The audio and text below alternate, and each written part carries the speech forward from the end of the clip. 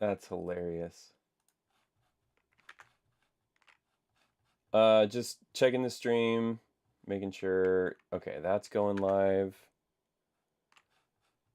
Mr. Cruz, you are the chairman of the mix board. Let me show you, make sure there's nothing weird on my screen here. This is a blank, mostly blank mix template. Can you hear and see you? Thank you for the tech check. I should have asked that. I had an interesting, I was trying to use the Pro Tools Aux IO instead of Black Hole, which is Black Hole's like a virtual sound output. So yeah, it was weird. I had like my interface disconnect, and it just wasn't great. Like, this is low stress, you know, if I don't stream, I don't stream. It's not a big deal, but it was just more of like, wow, this is something that's been rock solid and now, you know, it's like disconnecting my interface. So the Pro Tools Aux IO, you know, I haven't used it too much, but it seems like it's maybe kind of hit or miss. Let me see, what else could I set up here? Slightly frazzled. If you're a non-US English speaker, frazzled is like where you wake up in the morning and things happen and you're not prepared for them, and it's like, whoa, what's going on? Okay, so there's that. I guess I could bring up, I was looking at my Focusrite user interface. Okay, we'll have that up so we can look at what we're working with. And Pro Tools is up, and now I can do this. Hey, it's me. My name's Tom. If you're watching this, you are likely some kind of audio nerd or Pro Tools nerd or interested in audio post-production. So what I've been doing for the past, I don't know, how many weeks has it been? 5, 6 weeks? I think this will be week 6, is streaming a live audio post-production process for this short film called Family Heirloom. So a lot of people have downloaded this short. It's on my website. I did also, people asked for like a bundle with the short and like a mix template, and there's also music for the short now, and I put the edited dialogue on my website. So if you haven't picked it up, you can check it out on my website. Let me share this. It's right here. It's the explosives picture, and it comes with the film and AAF, edited dialogue, Pro Tools session, edited music Pro Tools session, and a Pro Tools 5.1 mixtape template. Actually, the same template we're going to be using today. So most of you watching the stream have already picked up like mix template or the short, but if you haven't, you can grab it all together for a pretty good deal. But you don't have to. It's totally fine to just follow along and use like what we're teaching for any project. So setup in Pro Tools, I went to File, New Project, and then opened up my 5.1 folder, routing folder mix template. Excuse me, it should be on my website, and it's got all these routing folders, and I added a mic input, a mic aux, so I'm actually going to be using the microphone aux in Pro Tools instead of running it through OBS. And somebody, if you're on the stream right now and you mentioned this Mute-O-Matic plugin, remind me so I don't have to dig back through the comments. This is a free plugin from SoundRadix. Since we're going to be mixing this in 5.1, you know, you guys are going to be hearing a stereo stream through YouTube, but I'm going to be showing you how I mix in 5.1 and how I spread things out. So Mute-O-Matic will make it to where I'll show you. I'm going to keep talking and hit play.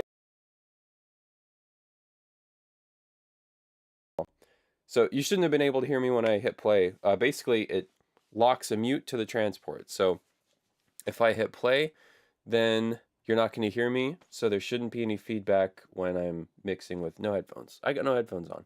So yeah, that's kind of the technical setup for what we're going to do.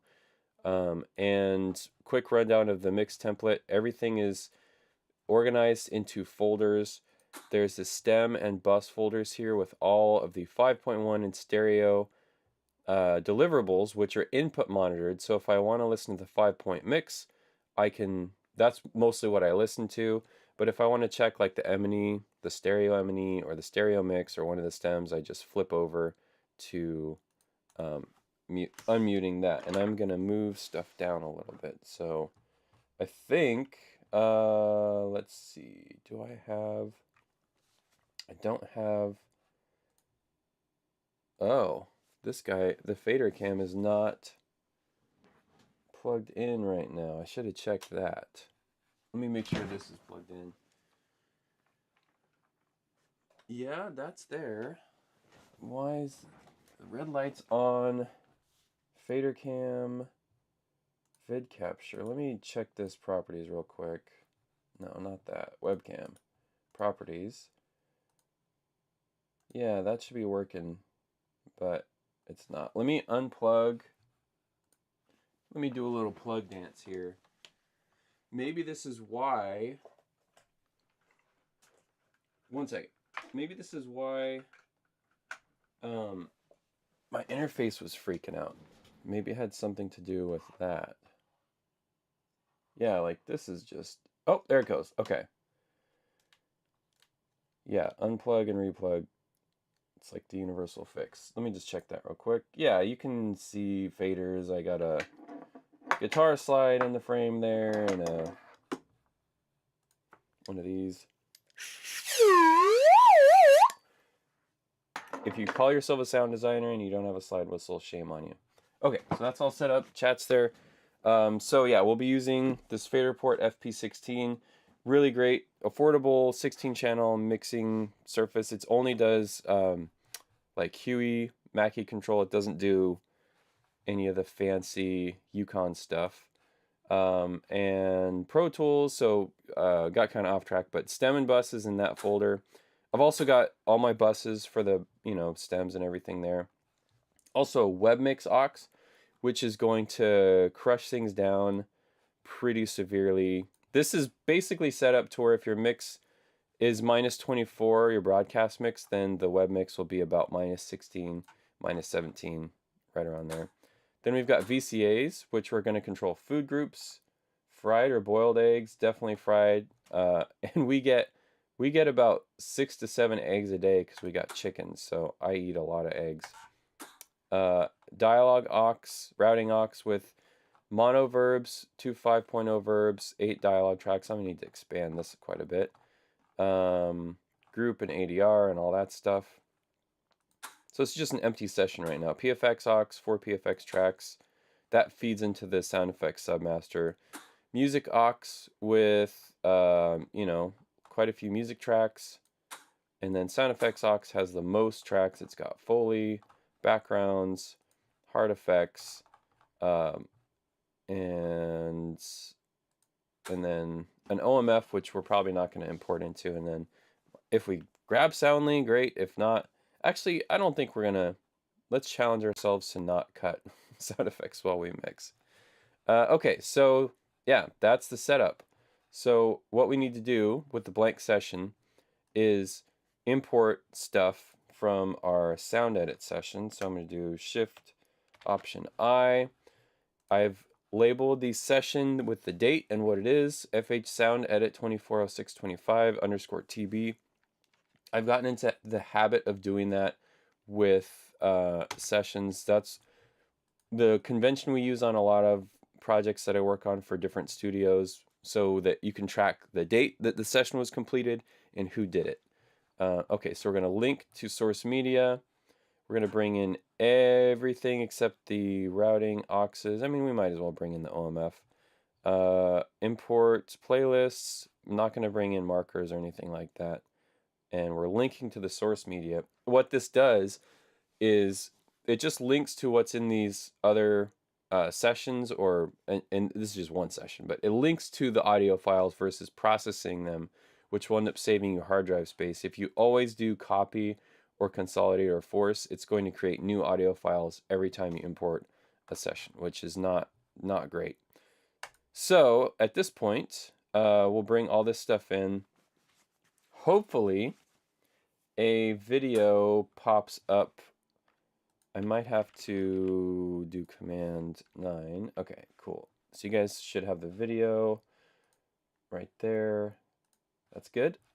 And now I need to start putting stuff where it needs to go. So this VO track, this was like the mono unprocessed VO we're actually not going to use. So I can hide. Actually, I'll just delete that.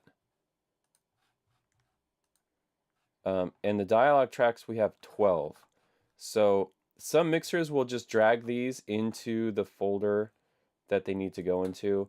What I like to do, because these tracks have all my routing and everything, is I'll go duplicate and I'll say, well, 12 minus 8 is 4, so I need 4 of those. And then it takes a second because you're adding plugins and routing and all that stuff. Then I'll just go label them dialog 9, dialog 10, dialog 11, and dialog 12. So now we've got 12 tracks there and 12 tracks here. I'll just grab this stuff and control, click, drag it. And then the next thing I do is once I get empty tracks, I delete them. So I know, like, these are done. I don't have to worry about those anymore. We've got 2 ADR tracks. That's it. So I'm actually going to label these. We're going to have no loop group. But I might use these for the... Yeah, maybe I'll use those for the voiceover. So Kyle ADR and Josh ADR. So Command A to select all, and then click, Control click, drag up. Okay, so those are done. Now, this voiceover here, these are stereo tracks. I think what I'm going to do for these is just drag them up, and we're going to put them under the group. What I need to do here is Shift Option, and then make sure I route these to the dialogue sub master. So because I have a lot of buses, I have to remember 6-track dialogue aux. Let's actually put it on the sub, 5.0 dialogue sub. So now those are routed there. I'll just throw an EQ on them. I maybe will route them to the wider dialogue verb. They're already processed. Let me see what. That's cool. He's already got on bust somewhere. Kyle, the actor, who you should see, his face huge on the video window. He's also a musician and audio engineer, so he like took his voiceover and processed it. Okay. If you guys have any questions while I'm doing this stuff, just comment, because otherwise I'm just going to kind of roll through everything. Okay, so I've got that. Oh, the other thing I should do, probably, there's going to be no loop group. I can actually delete these. But what I'll do is, since I have VCA set up here, now that those loop group tracks are gone, you see this VCA says no group. So it's going to be just a dead fader. What I'm going to do is I'm going to change this to VO, and the name of it. I'll keep the group the same because I maybe don't want to add another group. And then I'll go, let's see, where is my group? Dialogue footsteps. Oh, well, I'll just make a new group then. What was it? Command G. We'll call this VO. I'm going to make this into touch trim, and then I'll assign this VO to VO. So now I should be able to solo that.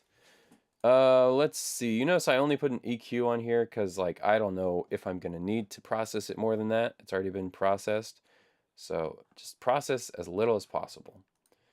We maybe won't need these extra ADR tracks. I'm thinking, yeah, we don't need these. I like to delete tracks, you know, if I'm not using them, if I know I'm for sure not going to use them, because it's just extra stuff, you know, extra scrolling. I'm moving the video file up on top of the dialog aux. I like to do that because then I know everything below the video are tracks and everything above is either VCAs or routing. Okay, so I've got that. I've got only 2 PFX tracks, so let me open up that folder. And actually, some of these are muted, probably because of Foley. So that's good. What else? Oh, you know what? These are sent out. Yeah, those are sent out to the 6-track aux. So I'll just do the same just so it looks the same. Excuse me. Okay, dialog folder should be complete. Oh, no, we got FUTS tracks. We've got FUTS. Not too much. 2. Okay. So I've got 2 FUTS here.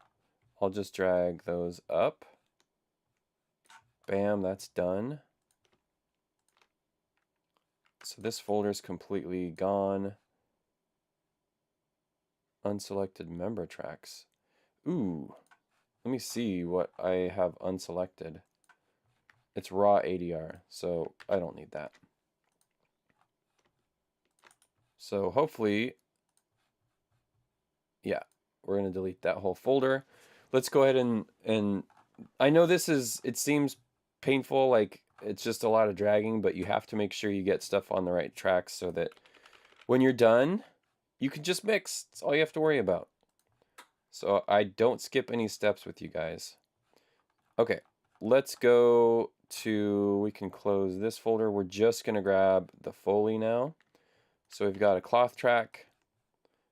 Yeah, I did record a cloth track. It was extremely boring. We've got 3 footsteps.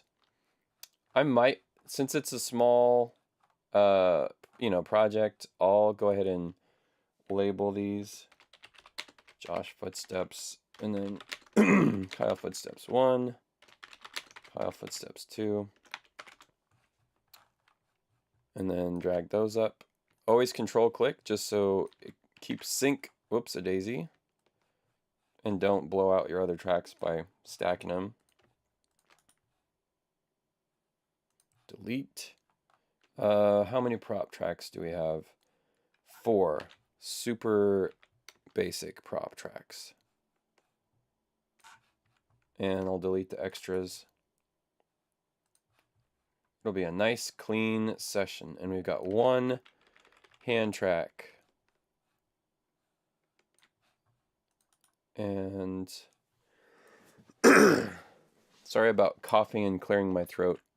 We're in like high allergy season here. And I didn't used to have allergies, but stuff happens when you get older. Okay.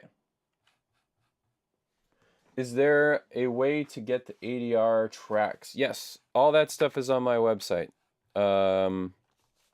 If you get this bundle, it actually has edited ADR and dialogue, so you don't have to worry about even cutting the dialogue in ADR. I think there's also just raw ADR here. So that should be, there should be a link in the video description.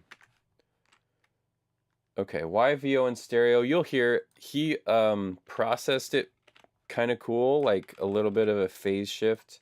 So normally VO is mono, but the voiceover for this is like dreamy, affected stuff. So that's why. Okay, sound effects are going to really vary for each project based on like what, you know, what is going on. This This one has a fight and it has vehicles. So what we're going to do is think carefully about how we're going to mete out these sound effects, like how we're going to arrange them in the session. We've got our Foley in there, and you'll see in this template for sound effects, I have A 1 through 8 mono, 1 through 8 stereo, B 1 through 8 mono, 1 through 8 stereo. So A, B, C, D, and E. It's a decent amount of sound effects tracks. It is about 75 or so. So it's not a lot, but it's enough. So, but you know, some shows are going to need a lot of punches. Some are going to have no punches. It's going to be all vehicles. Some of them will be like almost no sound effects, just maybe a couple doors. So this, we have to figure out like how, like you could easily just drag these folders into your sound effects routing folder and do outputs and all that. But the nice thing about having a template is I've got all these verbs set up. I've got an LFE send. Everything is grouped really nice. So I try to, within reason, make the sound effects fit into that template and maybe just rename the tracks. So we're going to save these hard effects. There's only a couple of them. We're just going to get right to the fight stuff. So the fight is 8 mono and 4 stereo, which easily fits. I'm going to say we'll call this our A tracks. The fight is going to be A. So let me just clumsily drag this up. Mono 1 through 8 is good. We've got stereo 4 of them. Which, did I even use? I don't think I even, yeah, it's not even 4. There's like empty tracks. Bad job, sound editor. Don't leave empty tracks. Okay, so I'm going to go up here to the VCA, and now I'm going to label FXA fight. We'll just do FX fight. That way, on the VCAs, if I am doing a balance, I'll know. I don't have to remember A is fight.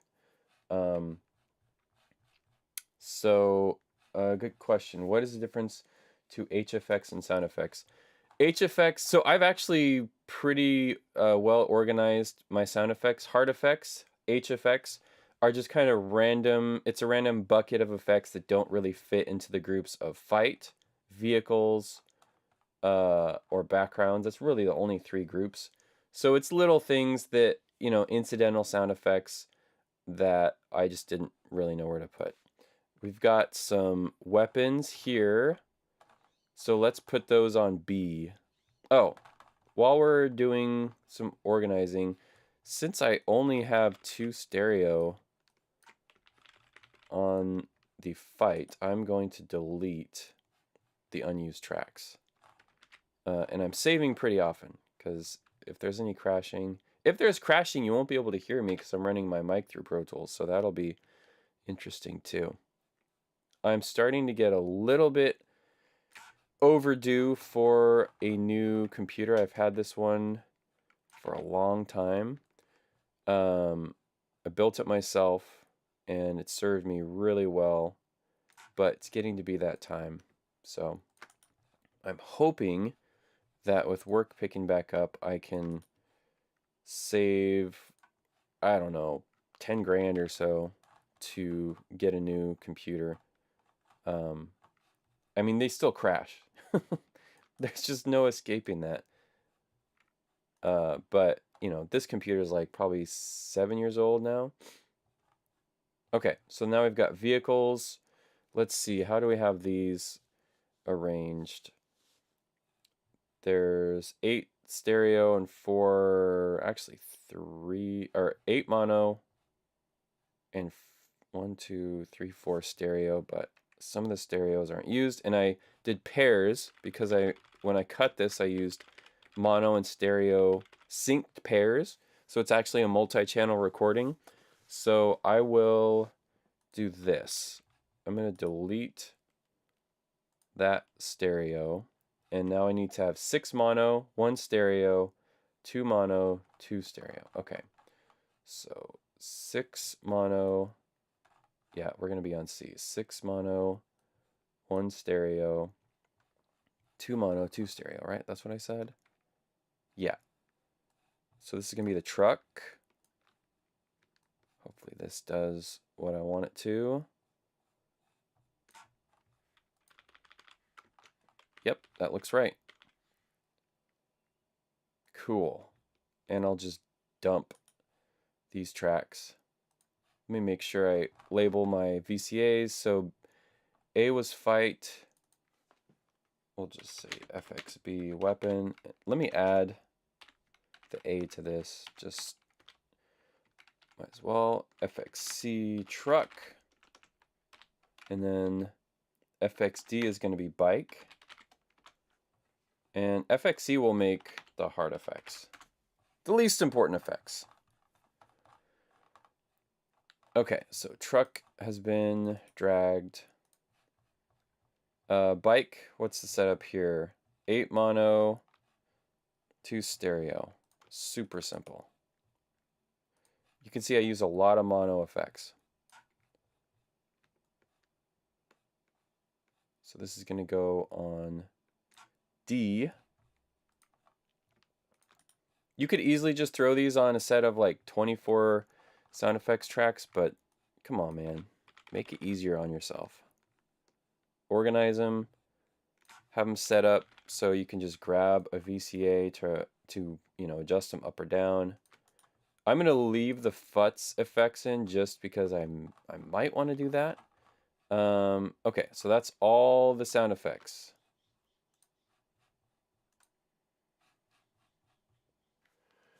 Let's see, question time. Is necessary a PC with a graphics card?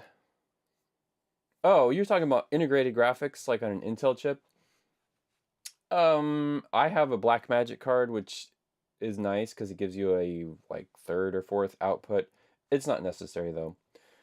With the Mac Studio, you'll probably save a ton of money even with top specs. From what I've heard, it flies through Pro Tools sessions with hundreds of tracks. Yes, that's probably true. I did buy a brand new MacBook Pro, which was also supposed to fly through stuff, and I did a speed test, and with some things it was actually slower than my, let's call it a hybrid computer. So I was kind of disappointed with that, but I'm willing to spend for a stable, hopefully stable, good machine. The problem with with buying a machine for Pro Tools is just that there's a lot of single core processes. So the single core speed is pretty important. And if it's not faster than what I have, it's like that's kind of why I haven't upgraded. Like I've got a MacBook Pro, like a M2 Max or whatever the expensive one is, and it's really just for like traveling and like I've had to fly to LA for stuff so I can take projects, but it's played mix sessions with hundreds of tracks fine, but it still hasn't beat my my old Hackintosh for other stuff. So it's kind of disappointing. Okay, so we're on to the music tracks. Let's see, how many do we have? 20 tracks? I think I've got 20 available. And the thing is, this is really nicely organized. So for this one, I am going to drag it into the music aux. It sucks because I like keeping, let me just see. I like keeping all the routing, but at the same time,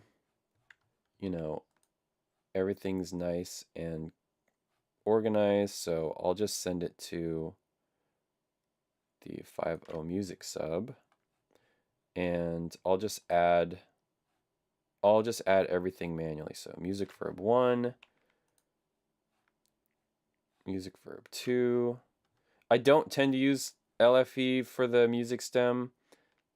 Very rare instances I will, like if it's a club and it's supposed to sound like there's actual subwoofers playing.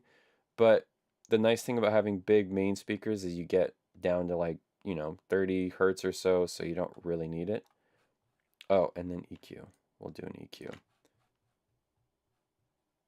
Okay. And now I need to make a group of this stuff. We'll just call this score. There's not going to be A and B.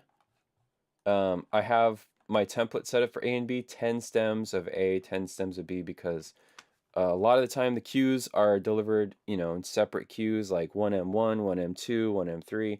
And so you can checkerboard the stems, and it's just nice visually, and it's also nice for organization. But we don't have that. There's no source music, so we're not going to need any of that. Let's do hide and make inactive. And I need to make sure that my music stem is here. Score. Yes, that's all fine. I don't need these like sub VCAs because I'm not even going to use them. So at this point, everything should be where it needs to be. And I'm going to attempt to play this and see. Did you check out the new RS Spectral Repair? I read about it, and it doesn't really do what I need it to, so I'm going to hold off until it can do everything that iZotope RX Advanced can do. Okay. Moment of truth, play it and see if everything's where it needs to be. 500's a deal. And that's only because that's out of the goodness of your former employer's heart. Okay, I can hear the dialogue. Let's go to music section here. Now get on. Where is the music? Is there music playing here? Now get on. Someday you might need. Okay, there is music. Ooh, why is there reverb? Let me check this out. It looks like there's some send automation. Yeah, there's some send automation I forgot to get rid of. I mean, that's cool. Like, we'll do that when we actually mix it. So, could you guys hear stuff playing? I didn't really check it that well. So let me know in the chat if you heard stuff playing, and then we'll actually get started mixing. While I wait for you to hear, or while I wait to hear back from you, let me just stretch and see what kind of questions we got. Okay, I might have a question you can help me with. The music supervisor asked for the mix with timecode embedded for the music cue sheet. Okay.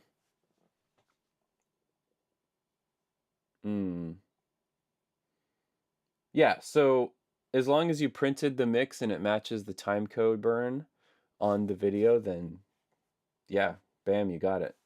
Make sure you output broadcast wave files. Okay, probably have the curve, but how do you treat your LFE main aux? Do you add low pass or pro subharmonic? I do both.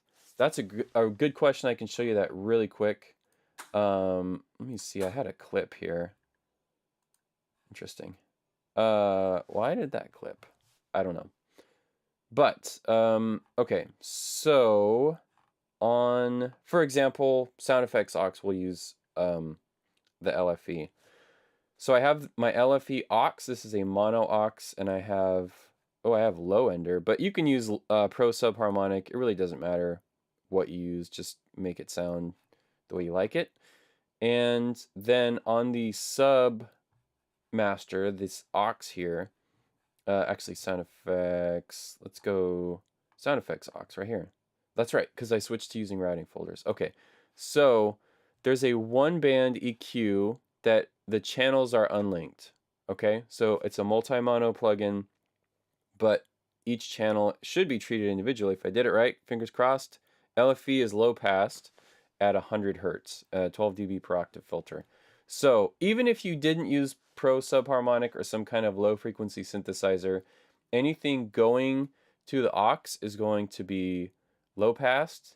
so that QC doesn't say, hey, your LFE channel's full range. What's up with that? Which I have gotten failures for. Okay, so yeah. Got a problem with mixing the sound. Sound like out from film, even I tried to mix with reference from big movie. Okay, I think I understand what you're saying. Okay, so big movies are very dynamic. Some would say too dynamic, and count me in that camp. So if you want it to sound like a big movie, make it really dynamic, make the dialogue quiet and the sound effects really loud. It'll make a lot of people complain that they can't hear the dialogue and that everything hurts their ears. But yeah, you could do that. The other thing is, people will say, well, this is a very special film. I want this film to sound like No Country for Old Men, or I want it to sound like Avengers, or I want this, I want that. And it's like they shot it on an iPhone with onboard audio. So you have to temper expectations a little bit and be like, dude, this is not going to sound like a $250 million film because you spent $2,000 on it. So yeah. Okay, yeah, timecode is automatically embedded. At this point, we can start mixing. Hooray! It's been 36 minutes of dicking around with importing stuff, but you know, that's how it works. So, as we prepare to do this mix, let me know if like the Mute-O-Matic, like I haven't really tested this, I'm kind of just rolling with it. But what we're going to do is I don't even want to worry about sound effects right now. So I'm going to turn the automation on my sound effects routing folder off, and I'm going to mute it. Same with music. And I left this folder up. That's not good. I don't want to hear the music yet. The music's going to be great. We'll get to that in a minute. I just want to worry about dial. So we're going to just work on the dialogue. And I've got, so let me, yeah, I mean, you can see, I could maybe move, no, because I want you to see the keyboard, I want you to see the faders. Can you see? Yep, you can see all my fingers. Okay, good. So the first thing I'm going to do is listen to, you know, the scene, I guess, or listen to sections of the scene and see kind of what the tracks sound like on their own before I do anything.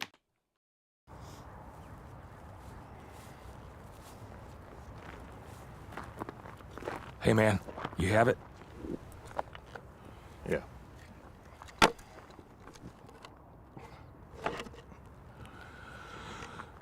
Look, if you don't want to sell, I get it. The boss... Okay, so there's ADR right off the jump right here. Ooh, that's the wrong track, isn't it? Yeah, I labeled these wrong. Easy fix. Easy fix. Josh ADR. Oh, yeah, there is. And Kyle. And Kyle's the main, he's the A1, so he should really be on top. But I don't think I used much ADR for him. I got some wild lines I cut in, but ooh, and this is a fake ADR. This is a fake ADR too. So I think let me make sure I got this right. That's fine. Okay. So anyways, yeah, there's ADR and there's production sound. The production sound doesn't sound like it needs too much EQ. It was decently recorded, and I'm going to mostly treat EQ as like problem solving, like what does this need, you know, that kind of stuff. So I'm going to do a volume pass on it just to get it kind of ballparked in the pocket. I guess what I could do is bring up my stereo, because I know you guys are going to like the level type stuff, like seeing what level we're at. So I'll just have this over here. It's kind of out of the way. The little red checkbox is off. It does make it harder to open and close this stuff. Okay, there we go.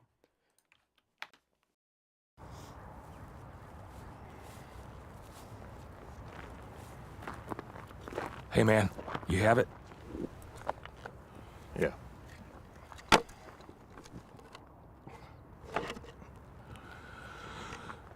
Look, if you don't want to sell, I get it. The boss just said you needed the money. Oop, here comes some voiceover effects. And these are actually... This is actually music. So I'm gonna just mute that. We'll use the music stem for that stuff. So the clip gain on these tracks was pretty good. I didn't have to like boost them too much. I did just a real subtle, you know, just kind of feeling things out. I boosted this line a tiny bit just so that it came up and then ducked a little bit so the noise wasn't so present.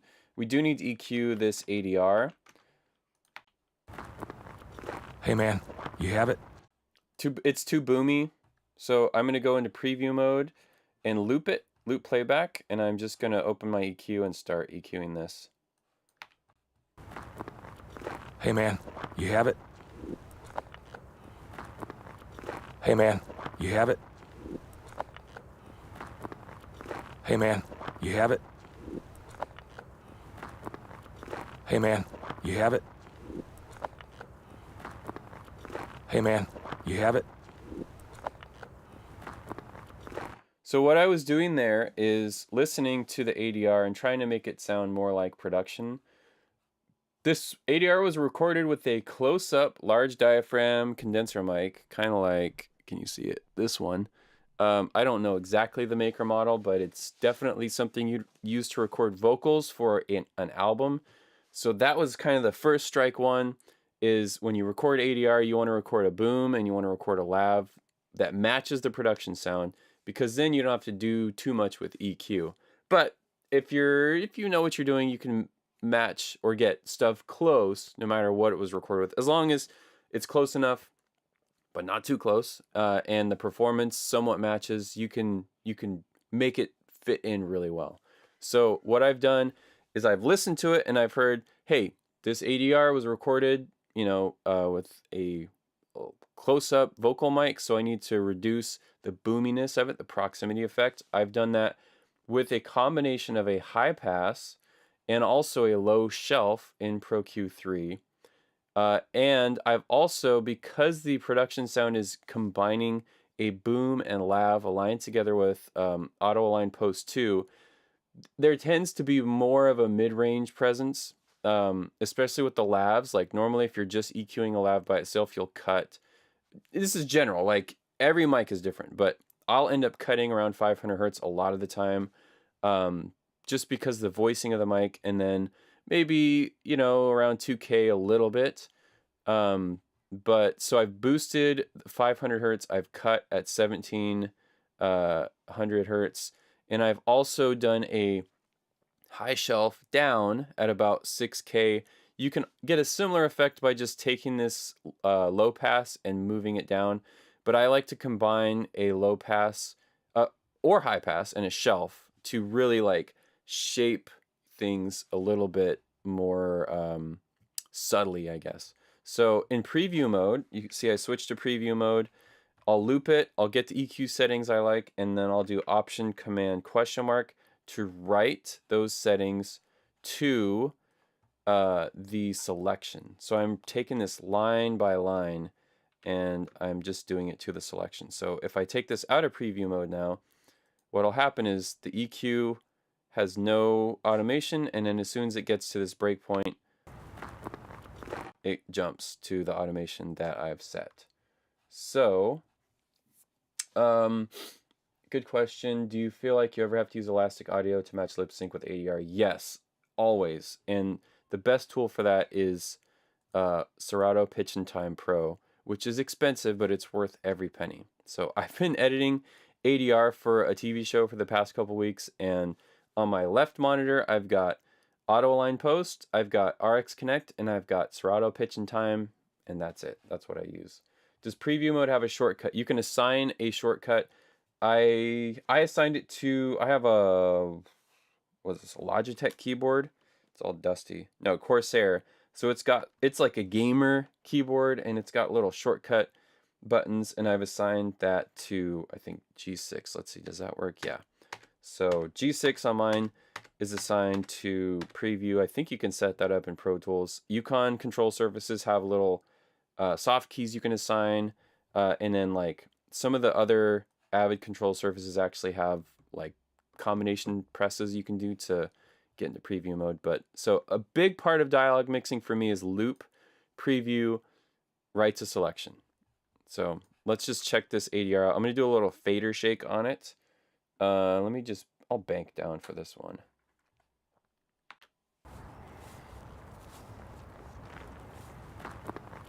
Hey, man, you have it? Yeah.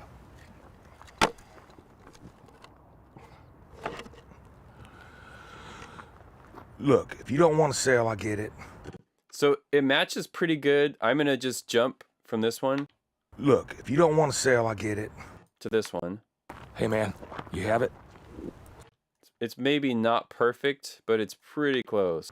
Look, if you don't want to sell, I get it. Hey, man, you have it? I think I'll take a little more high frequencies off. Hey, man, you have it? Perfect. All right, that's nice and round. Question. You don't use integrated elastic audio. What's the benefit of the pitch and time plugin?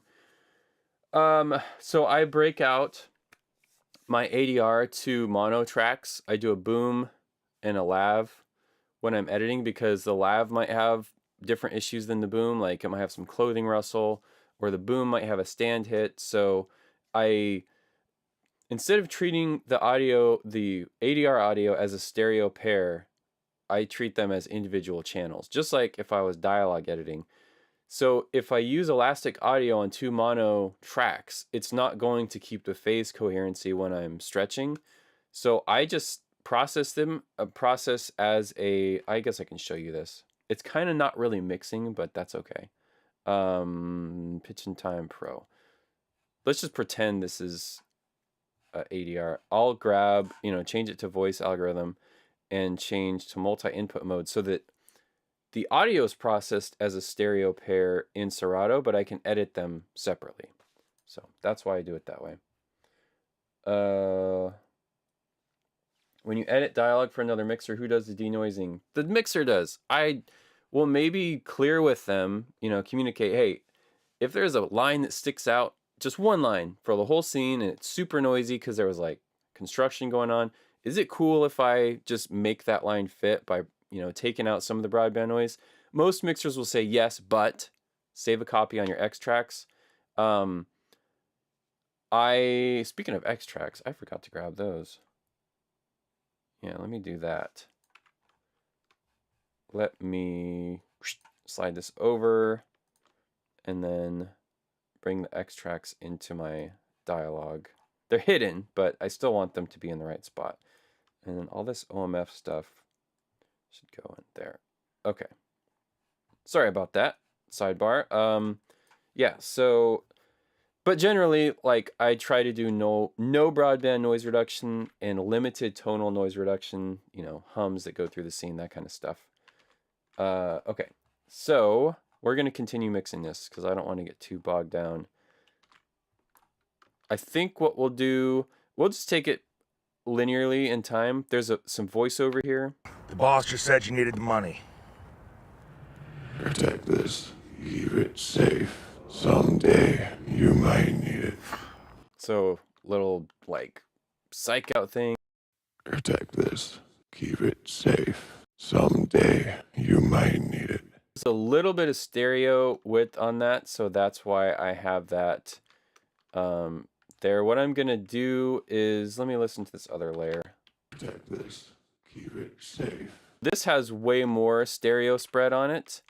What I'll do here is highlight these. I'll go back to preview mode, and I'm going to start panning these. So I'm going to toe in the more mono type one, but I'm going to take the wider one and just throw it all the way back to the surrounds and see how that sounds. Protect this. Keep it safe. Someday you might need it. That sounds cool. And then I've got some reverse reverb that's going here. dynamically pan it. Let me make sure. I'm just going to write. There's a couple spots with VO, so I'm just writing it to the whole selection so that the processing is the same, you know, when we come back to this.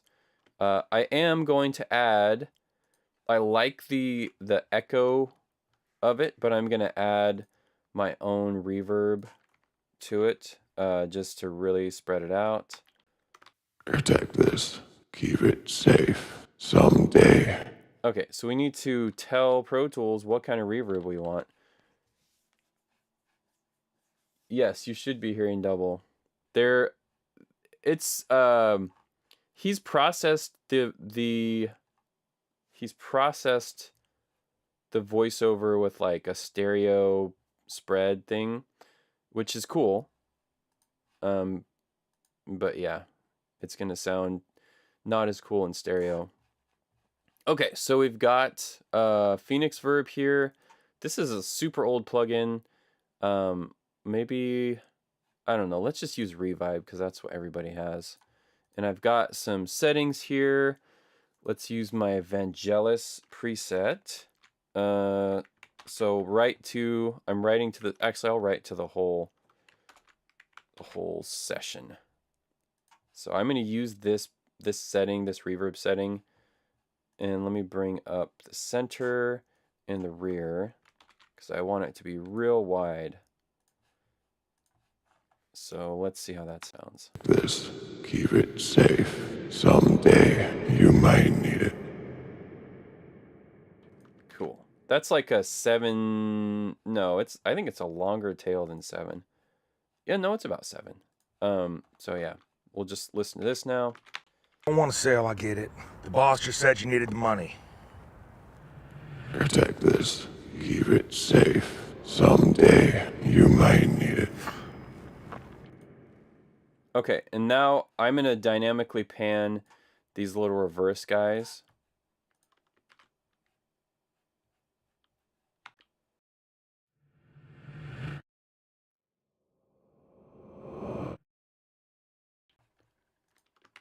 And I'll do a similar thing to this other reverse guy.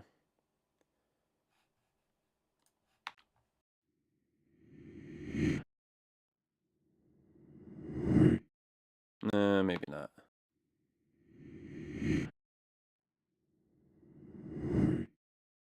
Again, you guys aren't going to get the benefit of this because you're just listening in stereo, but it sounds cool to like move stuff while it happens versus just having it be static.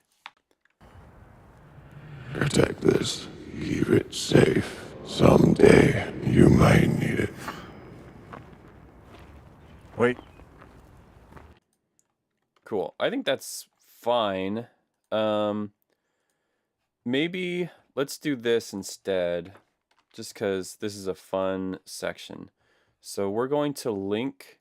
So I'm in preview mode. We're going to just put the mono-ish voiceover in the center channel. And we're going to turn off the inverse pan and rear inverse. And that should make it to where both channels are panned as like a mono source. So you could also split this into 2 mono tracks, but this is a quick way to do that without adding new tracks to your session.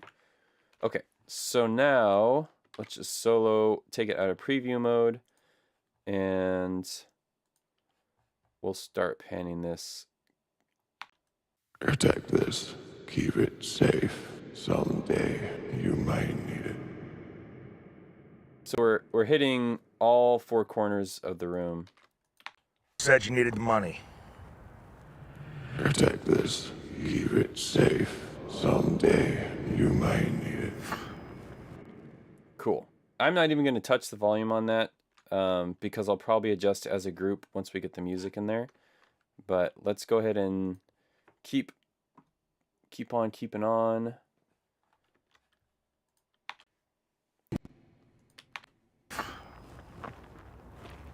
Wait. Here.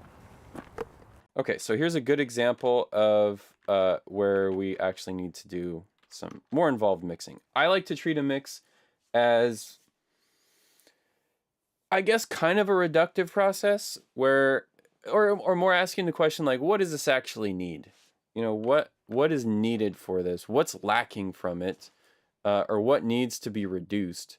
And so, I'm not huge on processing. Like you can see in my session, the only thing that's active on my dialogue tracks right now is a very simple EQ that I'll grab like if something sounds off, you know, if I need to adjust it. But I'm not I've seen people with like pre-built EQ curves on their mix, like a dip at 500 and a boost at 4K.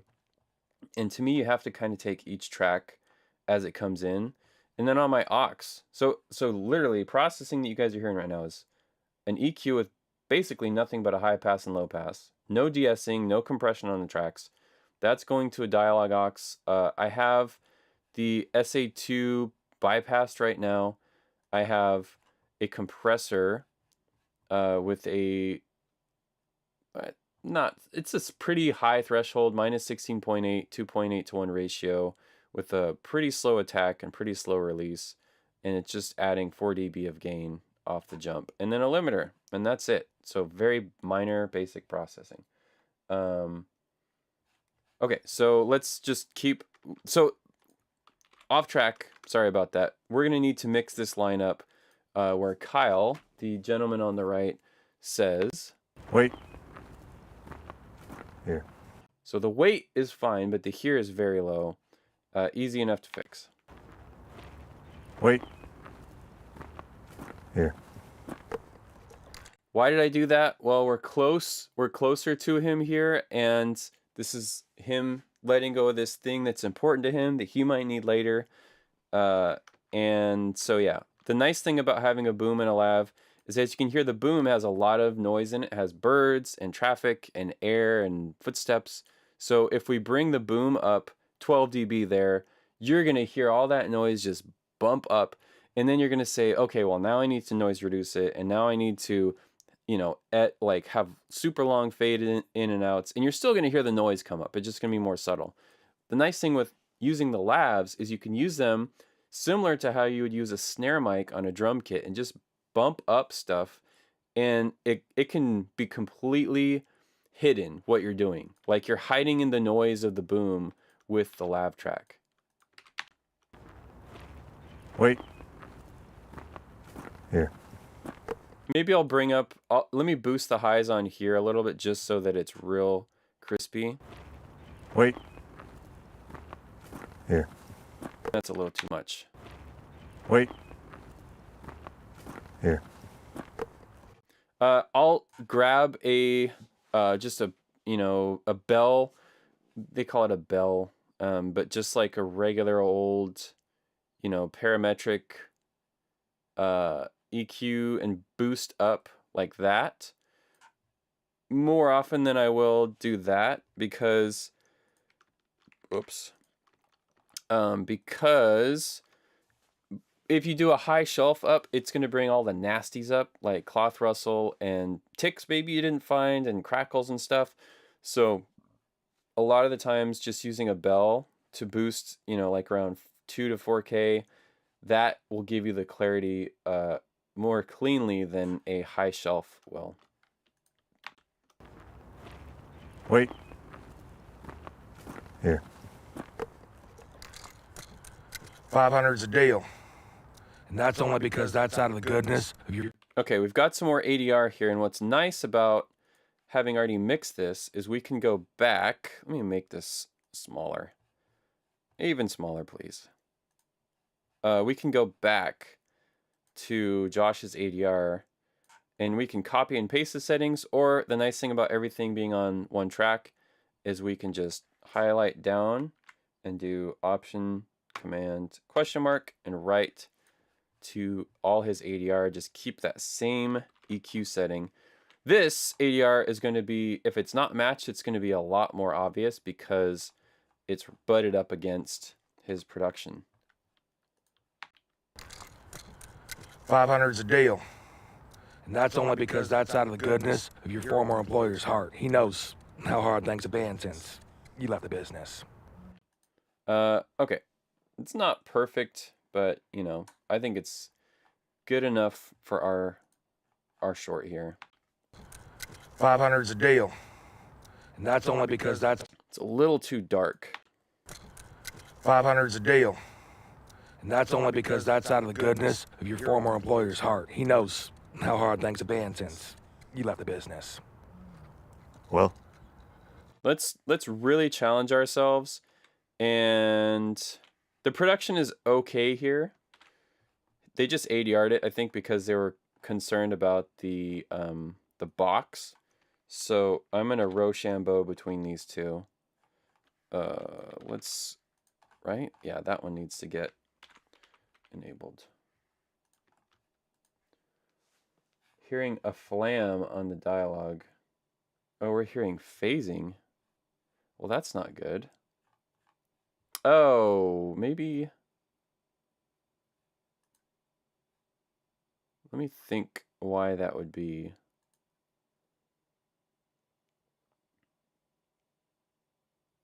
Why would you guys be hearing phasing on the dialogue?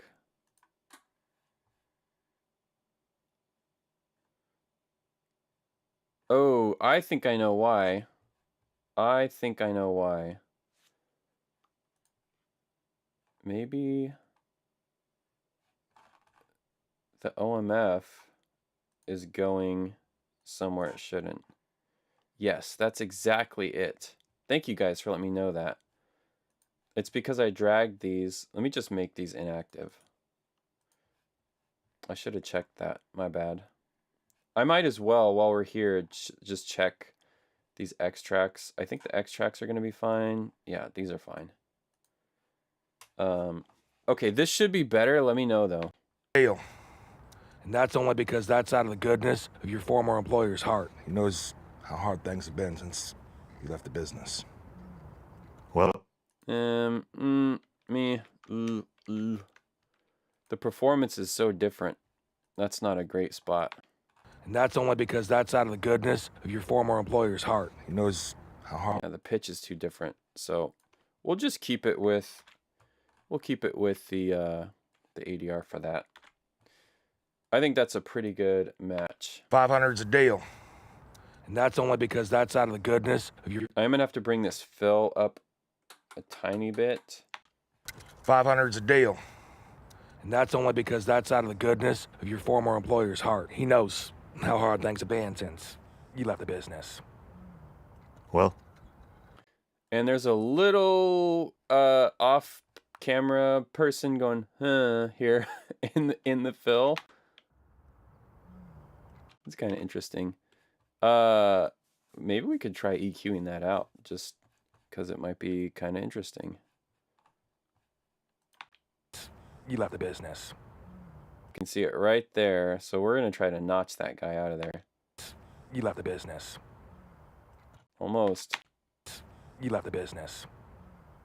well, You left the business. One more time. You left the business. well, You left the business. You left the business. well, We're going to actually do this all the way.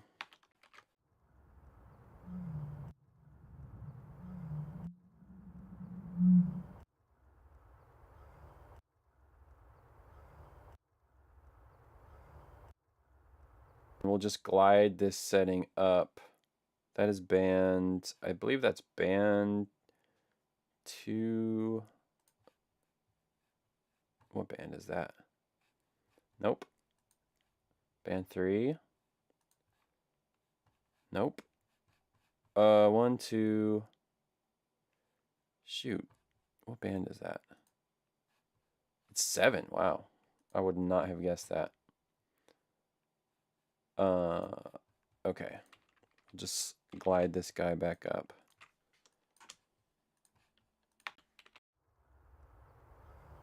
well, It's good enough.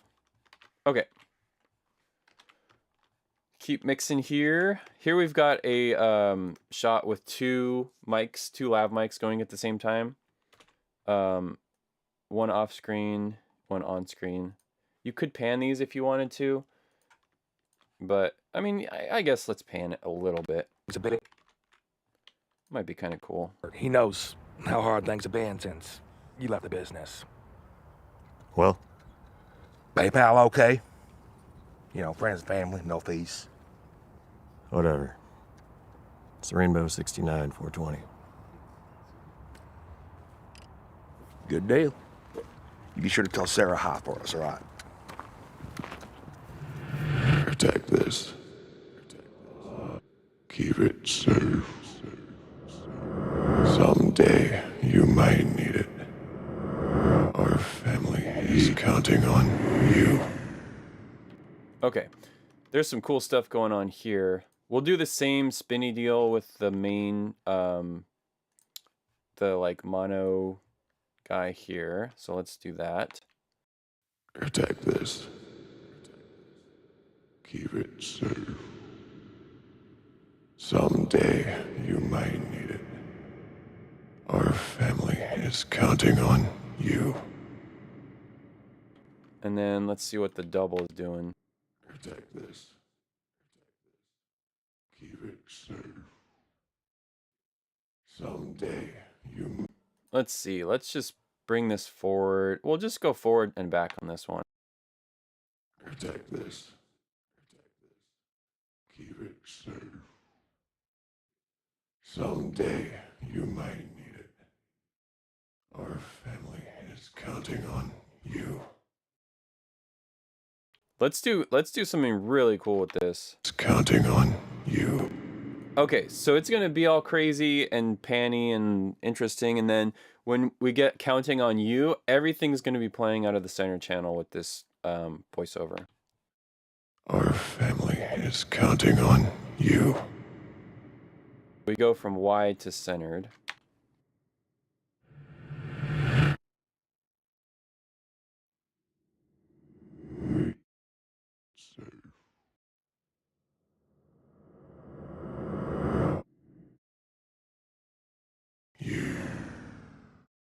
Okay, so this last one needs to be in the...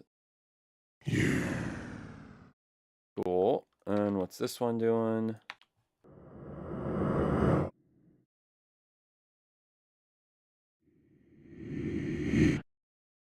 What's this guy doing here?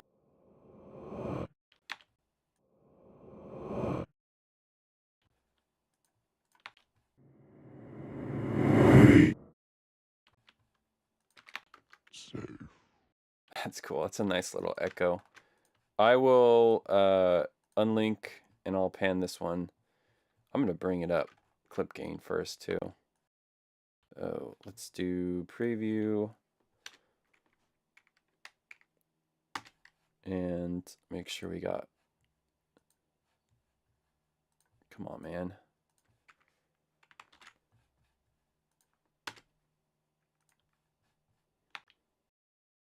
Safe.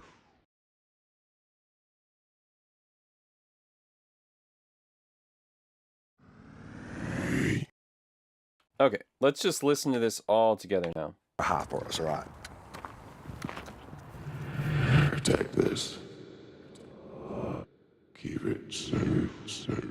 I'm gonna move this one to where it's butted up against. So all this designy voiceover stuff has to go on your dialogue stem. And then whoever dubs it will have to match it. You could put it on optionals if you have an optionals track. Could do a surround verb just as they converge to center. I think I've got a surround verb here, but maybe let's just take it down to where it's out at the very last line. Protect this. Keep it safe. Someday you might need it. Our family is counting on you. Cool. And then the other thing I'll do, I'm going to get rid of the stuff that's stepping on the U. Maybe do like almost a hard cut before it. Just a tiny little fade. Counting on you. Perfect. There we go. Is counting on you. And I want the verb all the way out, so I'm actually just going to pop it down. Is counting on you. And let's just write that down there. Okay, so that's cool. Good question. Okay, so why do I prefer touch as my primary automation? Usually when I'm mixing, it's pretty chaotic, and I'm grabbing stuff and I'm moving on to the next track. So if I take my hand off a track, I want the fader to go back to 0. If I'm mixing music, maybe I will change that. Like, for example, a documentary where the music's loud and then you duck the music for the interview. Then I'll switch to latch mode because I just want to let go of the music and then go away from it and still have it be at like, -20 or whatever. But for dialogue and other stuff where I'm like bouncing around the tracks, if I'm not touching it, I want it to go back to its initial state. So that's why I like to do it that way. Okay, so we're done with this designy part. We've got a little dialogue here.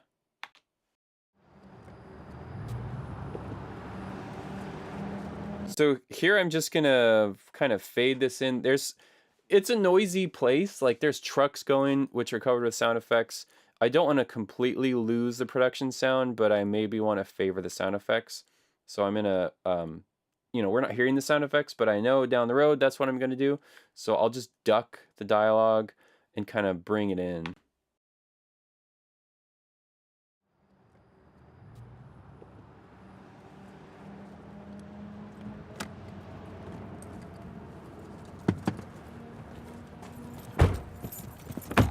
Hey, man. I'm gonna need that back. Yeah. Great example of where we actually need to do some real mixing. So this is a standard performance that actors will do. You can actually see the waveform here. They start out loud and then they get not so loud. So in order to help people hear what they're saying, we have to manually compress it. Instead of reaching for a track compressor, just do it with a fader. It's so much faster. Hey, man. I'm gonna need that back. Yeah. You can see there's the limitations of Huey. It does little baby steps instead of a nice smooth, Yukon style fade up, but you can't hear it. So here's what I've done is I've just done the opposite of the waveform. Gone up, and that helps just make it nice and clearer anyways. You can see I'm not reaching for my trusty Cedar DNS1.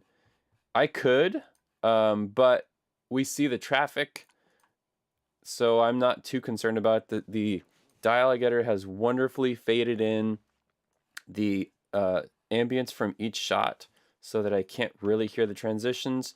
So I'm just gonna embrace the noise instead of being like, oh no, I have to kill this noise. It's fine, it's totally fine. Even cut an alt for me.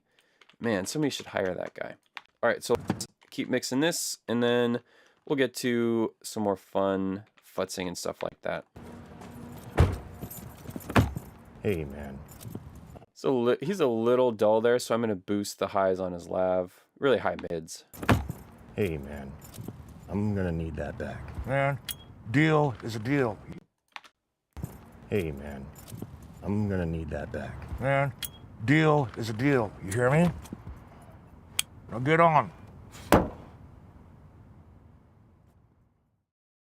First PFX as well, so I can bank down here till the green light goes on my mixer, and then I know I'm there. I can just adjust the level on this stuff. I did leave a lot of motion in dialogue 1 and 2 for that wide shot because there's some breathing and stuff. So yeah, you could maybe argue that this should go on PFX, but anytime there's main character efforts or anything like that, just leave it on dialogue. You can always top it with Foley for the M&E. Hey, man. I'm gonna need that back. Yeah. Deal is a deal. You hear me? Now get on. Okay, That's good. Let's see. We've got the driving stuff here. We can go do that now.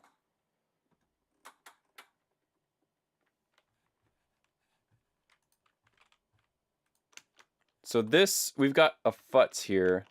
Let's see what the FUTS is. Pull over. I need it back.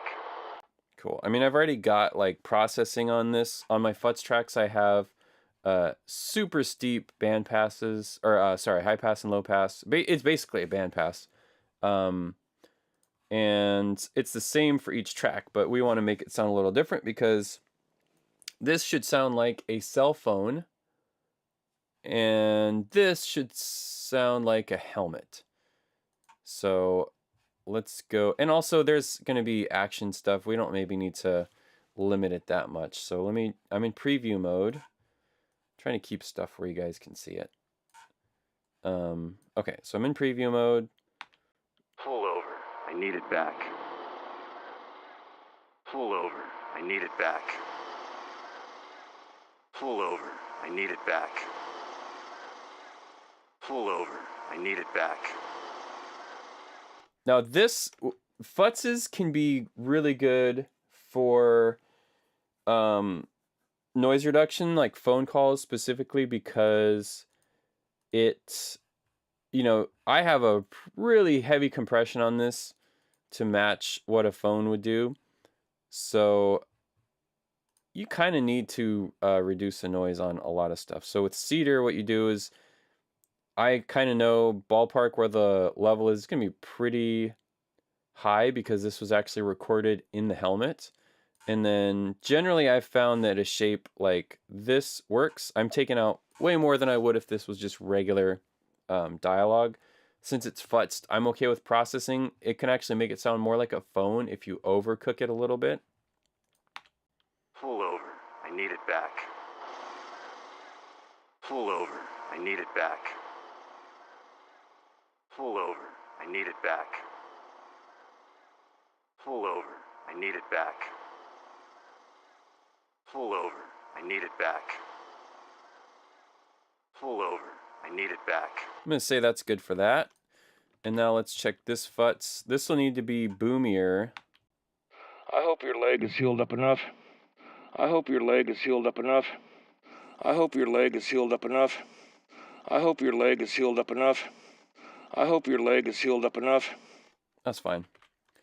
Yeah, I didn't do any noise reduction on this one because, you know, the sound, the ambient noise in that one is much lower. Let's check out. Nice thing about this dialogue edit, kudos to the dialogue editor, by the way, is that it's consistent. Like track 1 is going to be Josh in his car. Why'd you have to bring it back, man? This is important to you. And it sounds decent. And then track 2 Needs an ignition coil. is Kyle. Now, Kyle was recorded with the microphone in the helmet by our illustrious production sound mixer. So it's boomy by nature. So we need to just correct that a little bit. Needs an ignition coil. Needs an ignition coil. Needs an ignition coil. Needs an ignition coil. So give it back. And maybe we'll probably, yeah, we'll use Cedar on this too. We might as well. Needs an ignition coil.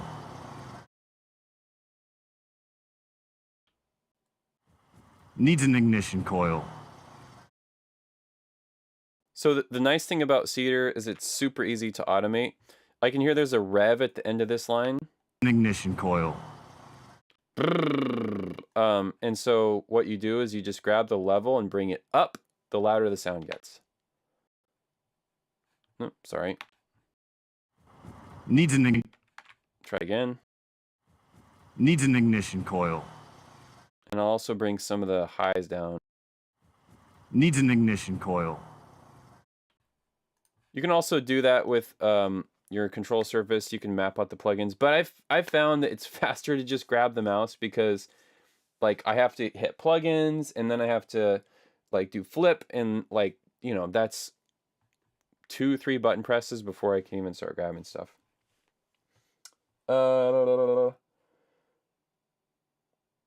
Questions. Is it okay to have PFX on dialogue stem? Yes. As long as the same thing is repeated in Foley. Yep. It's okay if they sound slightly different. The M&E does not need to one-for-one match. It's get as close as you can to match your main mix, but like they're used to Foley replacing footsteps in dialogue. So like the main thing the QC people look for is there a sound? Yes. Is there a sound? Yes. So they'll look at, is there footsteps in the English mix? Yes. So there needs to be footsteps in the M&E mix. And sometimes they'll flag stuff that's not in the M&E mix. Like there's no footsteps in the English mix, but there needs to be footsteps in the M&E. So it's weird.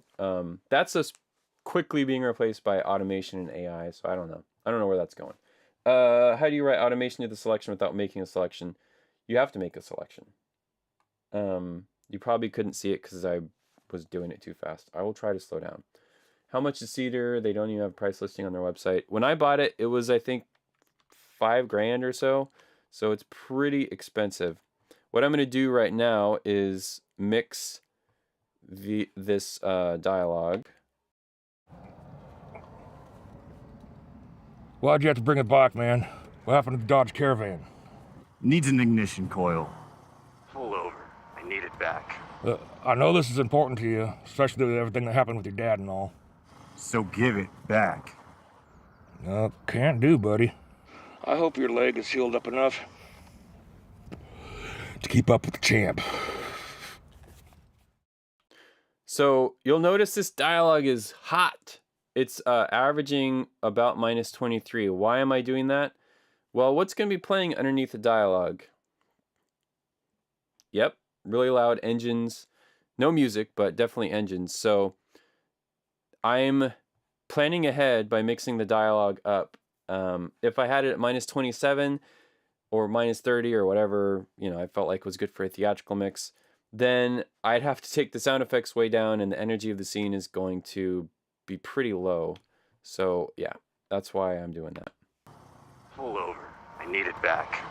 I know this is important to you, especially with everything that happened with your dad and all. So give it back. Can't do, buddy. I hope your leg is healed up enough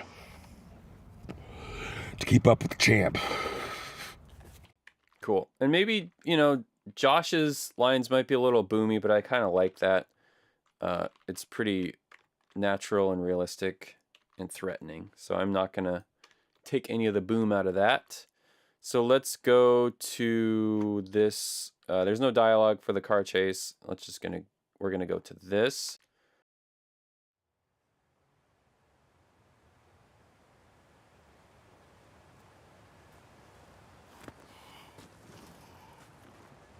You brought a gun. I want it back. Here. So again, good job, dialogue editor, for filling in. And I'm making fun of myself. I have no ego about this, but luckily, the dialogue editor filled out the fades long enough with the water and other noise that's in the scene, probably some wind through the leaves and stuff.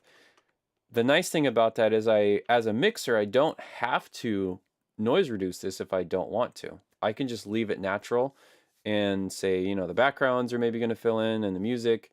So I'm going to be very hands-off on noise reduction. But since this is a tutorial, I will use moderate noise reduction on this.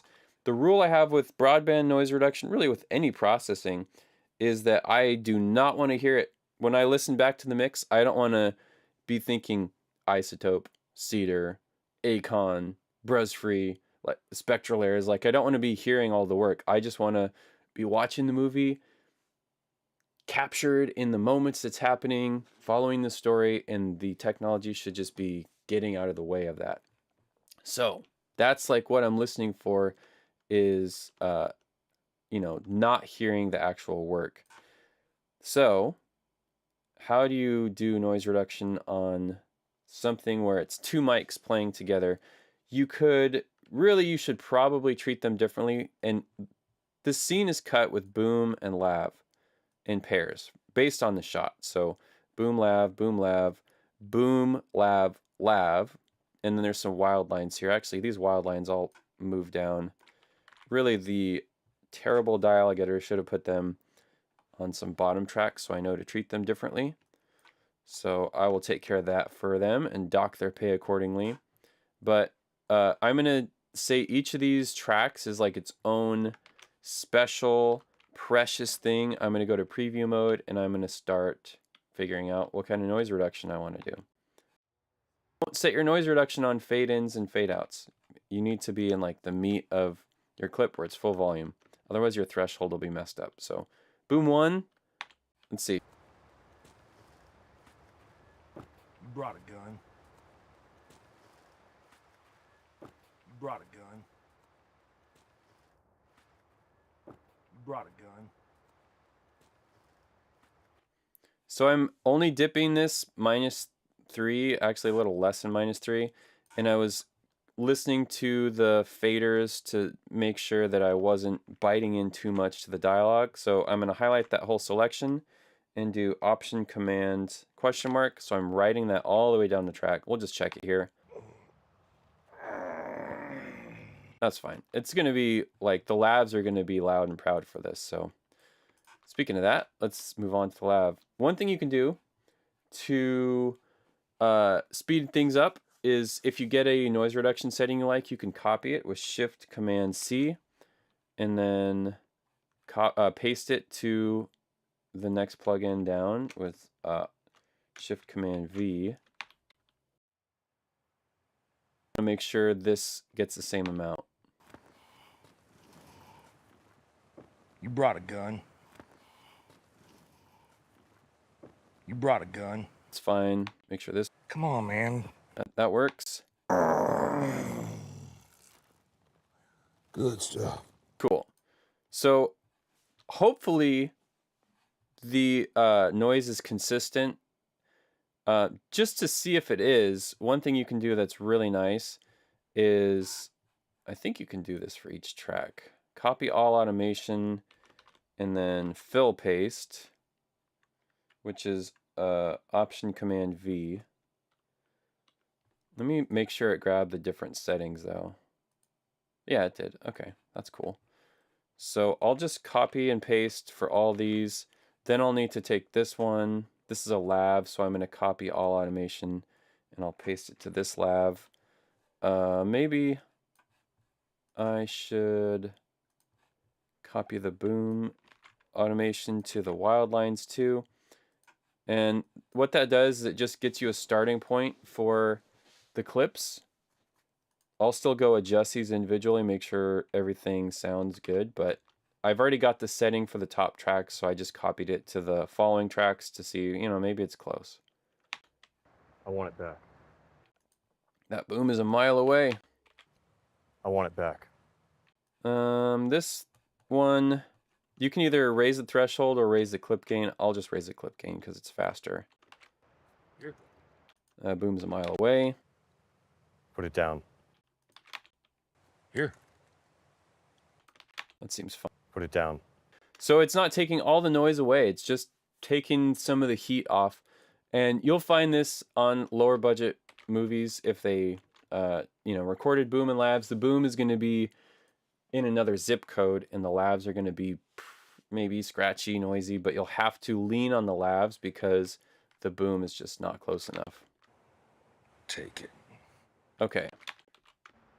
Take it. So this line I know for sure is going to need more because he's so whispery. So I'm going to spend some special time on this one. Take it. Take it. I need to EQ it too. Take it. Take it. Take it. Take it. Take it. Take it. Yeah, this is his like bad guy, Western movie, so I added a lot of bass to that. And then let's check the wild lines. So I'm just listening for like Noise reduction and EQ, not doing volume yet.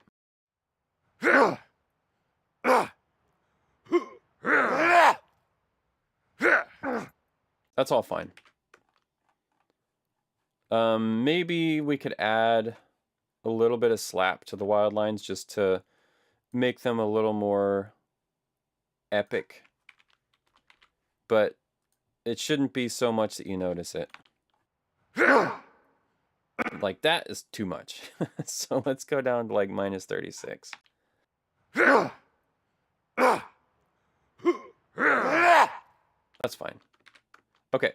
Now we've got EQ and noise reduction, which is the first step that I like to do. If everything's been clip gained. If it hasn't been clip gained right, then I'll have to go through and clip gain it first, then do EQ noise reduction, and then kind of the last step is volume. And I might have to go back and readjust stuff, but it's just kind of, that's the order I like to work.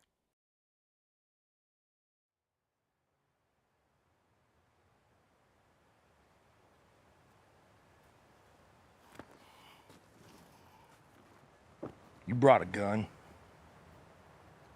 I want it back. Here. Put it down. I would, man. You know, my back, it's just, this job really takes a toll on the body. You know. Come on, man. Just take it.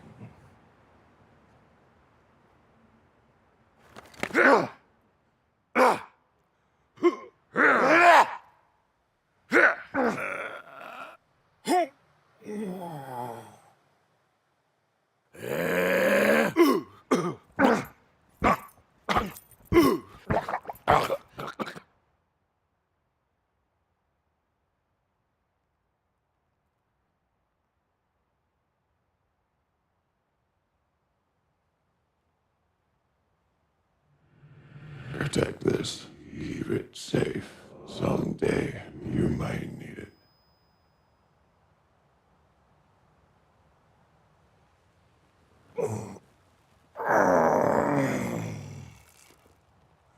Good stuff.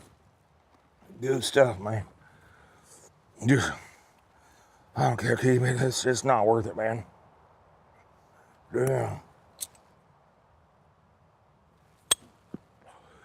You know, you could sure fight, but I'm over here still waiting for my refund.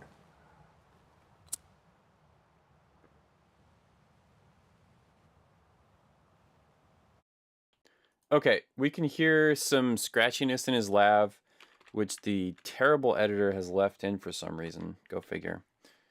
There's you could send this to Isotope and get it out, but the nice thing about Cedar is it does a really good job at taking out lav rustle without taking too much of the voice out. So here I'll switch to latch mode. And by the way, I'm using trim mode on all my tracks right now. For music and stuff, I will not use trim mode, and even dialogue if it's really dynamic and I need to like redo fader moves and stuff like that.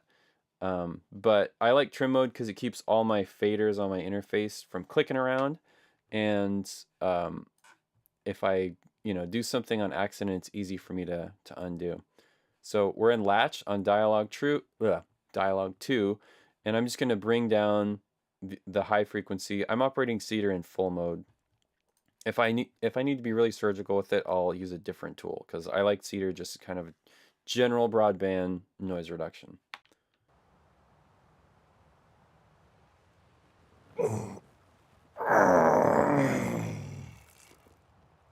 Good stuff. Good stuff, man. Just, I don't care, Keith, man. It's not worth it, man. Yeah. You know, you could sure fight, but I'm over here still waiting for my refund. So right after the word still, there's an extra mic rub. I'm over here still waiting for my refund. That's too much. I'm over here still waiting for my refund. I'm over here still waiting for my refund. Let's do half speed playback. I'm over here still waiting for my refund. Fine, but I'm over here still waiting for my refund.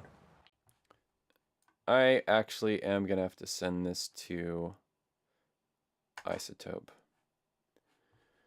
which is sad, but it's okay. Sometimes multiple light passes with different tools is the way to go. I can see the grit there. I'm just gonna highlight it, and that's too much. Declick it. If you're real careful with your selection, declick can be wonderful. But if you just grab the whole thing and declick it, it's gonna sound terrible. So you have to be precise, like a sniper. You can sure fight, but I'm over here still waiting for my refund. Cool. Multiple tools, same result. Let's just check this voiceover. Ooh, we need to write our processing down the lanes. So let's do that. Maybe we'll grab, this is another trick for copying automation. I highlighted these clips, the regions, and then I'm gonna paste them and then write to selection and then delete them. So you can grab like a piece of ADR and fly it over, write the automation, and then delete the clip. Protect this. Keep it safe. Someday you might need it. Protect this. Keep it safe. Someday you might need it. That's fine. So, yeah, ooh, what's this? Oh, this is stuff, this is fake ADR. I added a couple efforts. We'll just go ahead and process them with this slap. Minus 36, I think, is where I had. And maybe EQ them a little bit. Yeah, too bright. And then this power yell.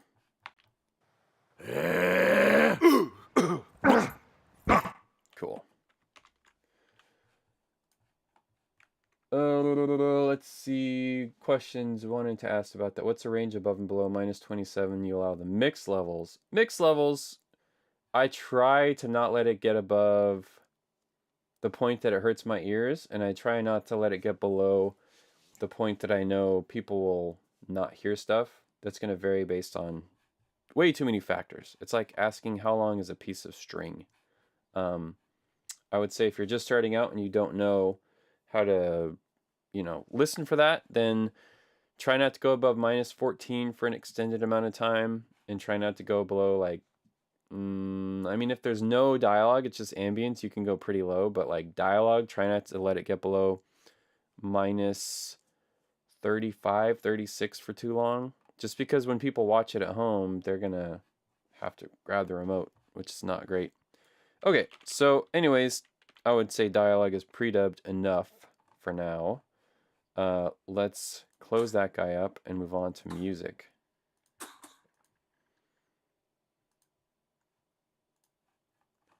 So, music mixing. You might not get music that looks like this, where it's a bunch of kind of clips, strung out. It's going to be like big chunks of stems. But it's kind of cool to get it like this because it's easier to fly stuff around. The first thing I do is I go through and listen to each track in like solo, and I'll preview it and figure out where I want it panned, what kind of EQ I'm going to want on it. So let's just start at the top with high synth.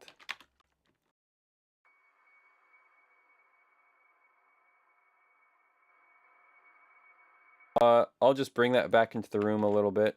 I'll go to the next part that has it.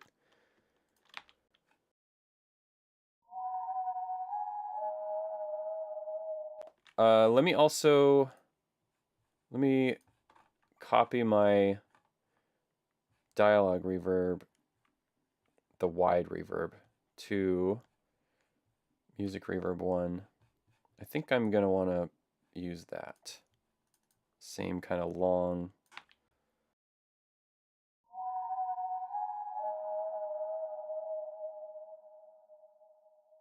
That's good. Right to selection. That one I want back in the surrounds and a healthy amount of reverb. EQ wise, could probably shave off some of the high end.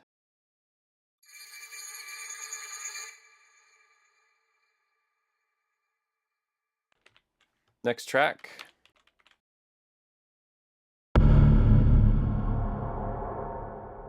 That I'm actually, it's kind of sound designy, so I'll send a little bit to the LFE.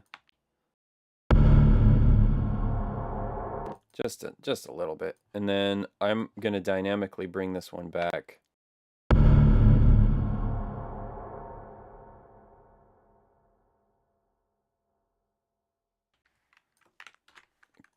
Next clip.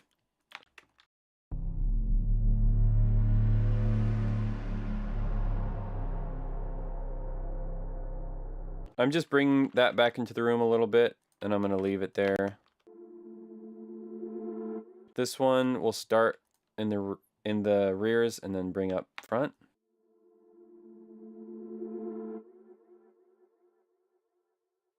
Probably bring that up a little bit too. This is the reveal, so I want a lot of reverb on this so it really lingers.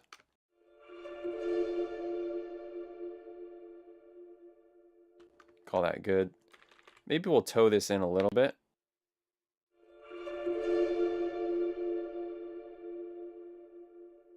Towing in is where you bring it from super wide to like a little bit in the center channel. There's the Whistler guy. So that, let's have a healthy amount of reverb. There's some aliasing going on too, so I'm gonna low pass it.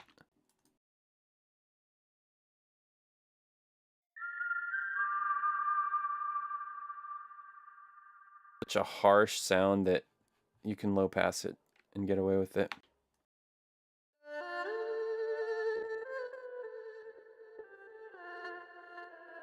That's cool. I'll just add a little reverb to that clip.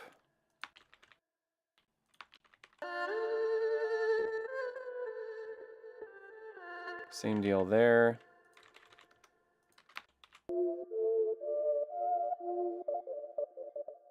That's kind of cool.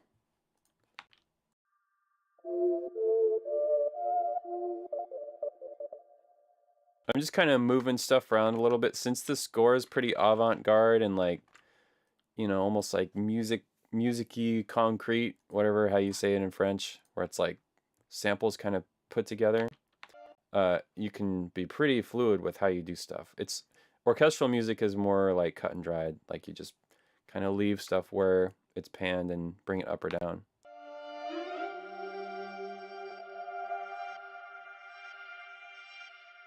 That seems fine. And this, lots of reverb. Probably tons of reverb. And I'm going to EQ it quite a bit too.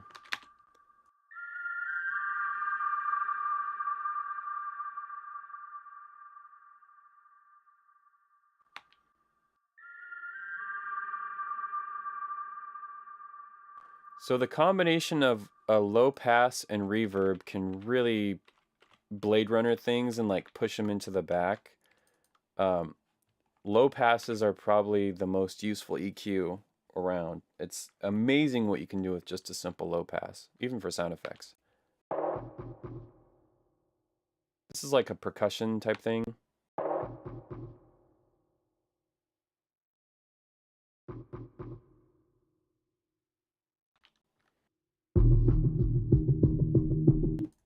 This I want to compress it quite a bit. And I'm not huge on compression, but sometimes it's really useful. So let's just listen to this. Ooh, I need to be in preview mode, boy.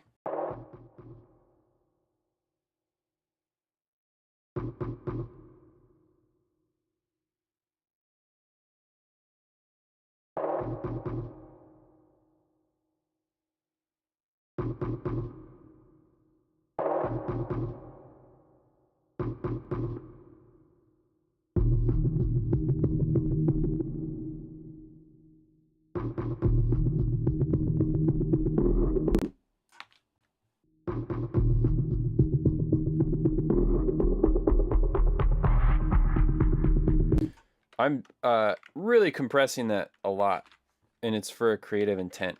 Like I want it to sound like a mastered dance track almost. So extreme compression on that. And then I think we'll need to bypass it for this. Oh, I'm still in preview mode. There we go. Definitely want to bypass it for that. I really just wanted it to be for that beat part of it. We're going to add reverb to this. I know this seems like a lot. You just want to get to the part where you're riding faders, but this is very good to go track by track, and we've still got more.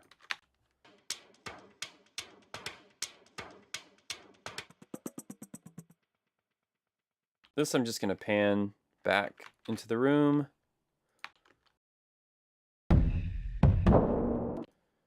Add some reverb to that guy.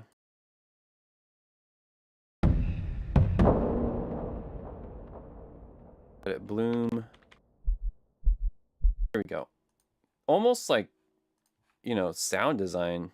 It's really cool. This is a heartbeat, so I'm going to add LFE and I'm going to add reverb to it.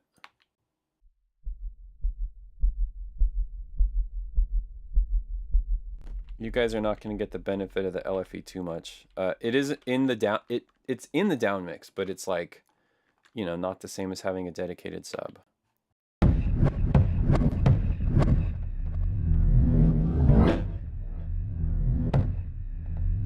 Cool. That's fine. We'll add reverb to this. I'm gonna play this pretty far back into the room. It's more surroundy. What else we got? Pads will take a lot of reverb.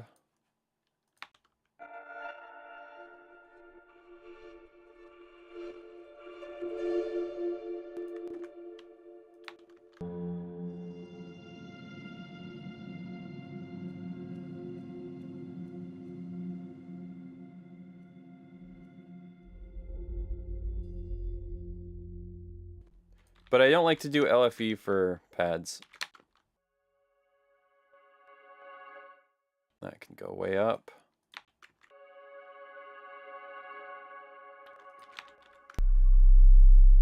Here we go, some sub stuff, nice.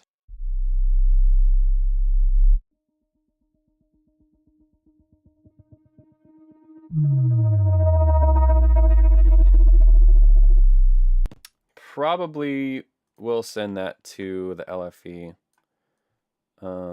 Just the subby parts. I'm trying to do quite a bit of stuff on a mouse because I know a lot of people are bound to a mouse, and also it's faster sometimes. Ooh, is that timed out right?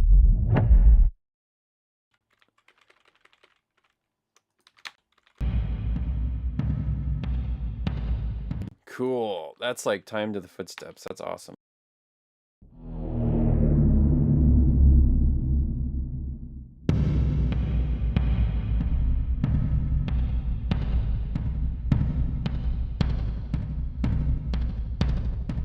Okay, good question. How am I opening the line for automation? I'm just clicking where it says volume and going down to music LFE and then level. You can also do this. You can open the like automation pane and like always show it. So you can edit it with like the volume and stuff. I just like, you know, because I'm often dealing with a lot of tracks, I like to just do it on the actual track itself.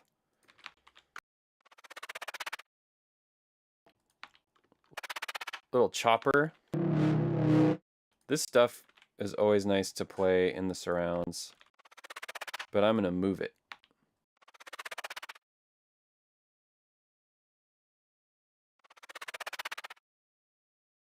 What's this guy? Same, yeah, same deal.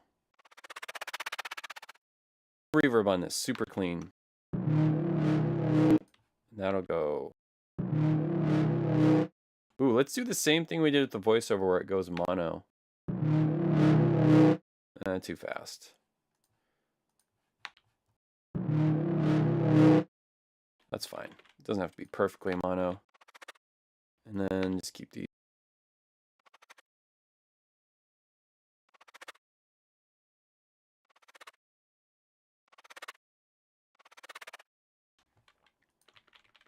I wonder how long it took him to tempograph that.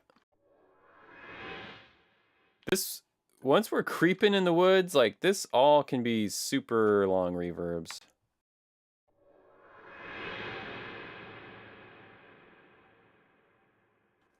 It's really about subtlety and stitching stuff together.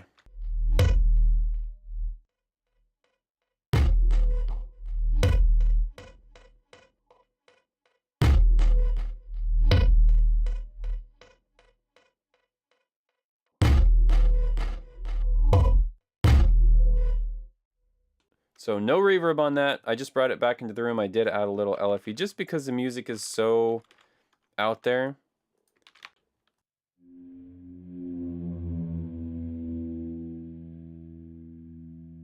This is cool.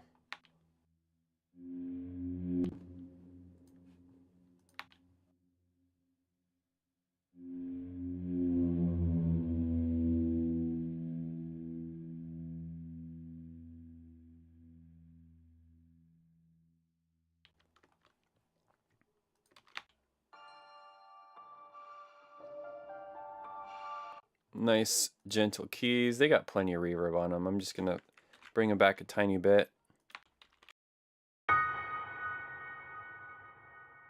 Yeah, we'll keep that consistent for that.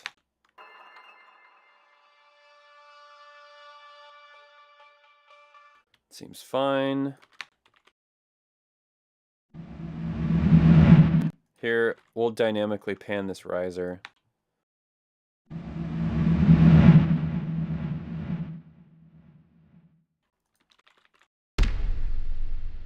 And that can probably get some LFE.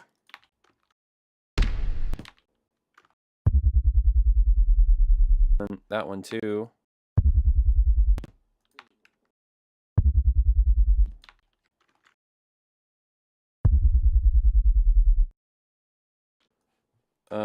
Let's add some reverb to it. Cool.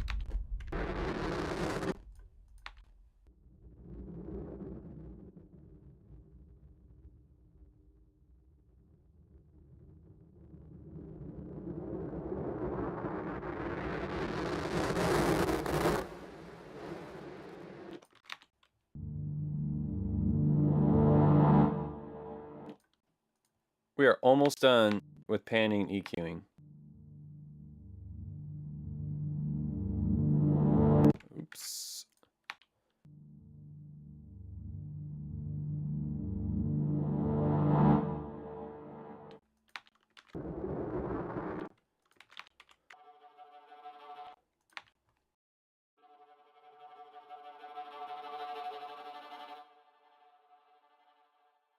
The old cross-eye. Oops, wrong track.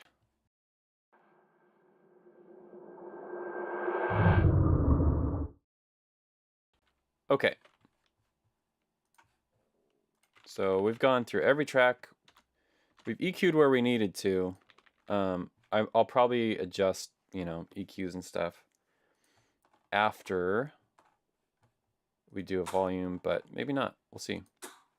So the nice thing about doing that is now that you've kind of gone through each track individually, you can basically ride just the VCA. And maybe we'll watch. I'll keep, let me move this VCA down here actually for this pass. So we can watch the tracks and then also just ride the VCA with the dialogue. Okay. Let me close this now. Music right there. Slide this over so it's at the top. And let's go for it.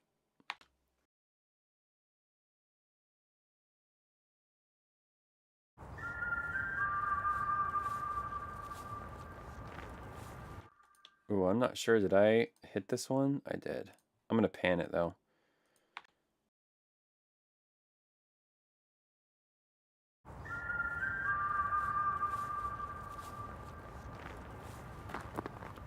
Hey man, you have it?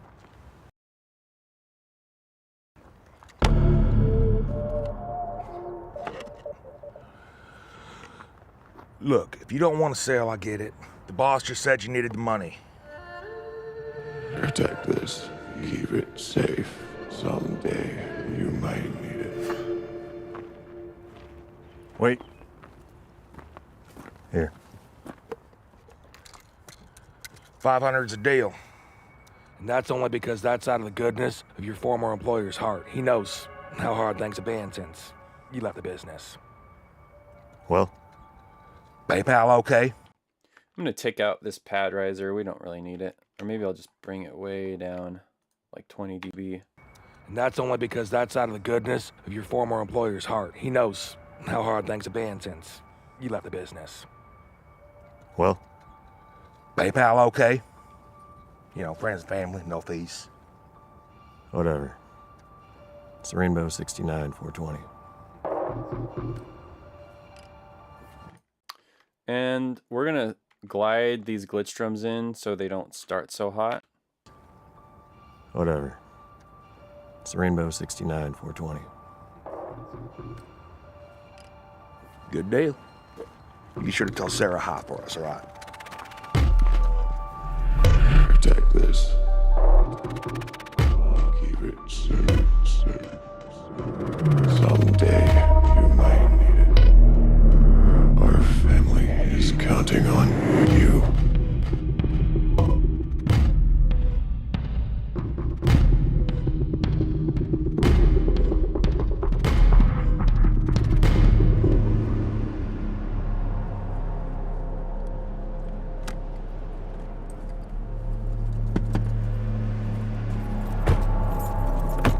Hey, man. I'm gonna need that back. Man, deal is a deal. You hear me? Now get on.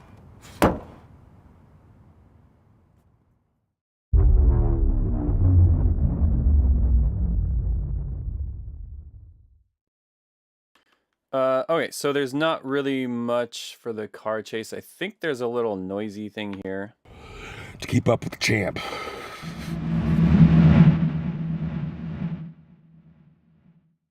Cool little sound design. And then the music comes back in after the chase.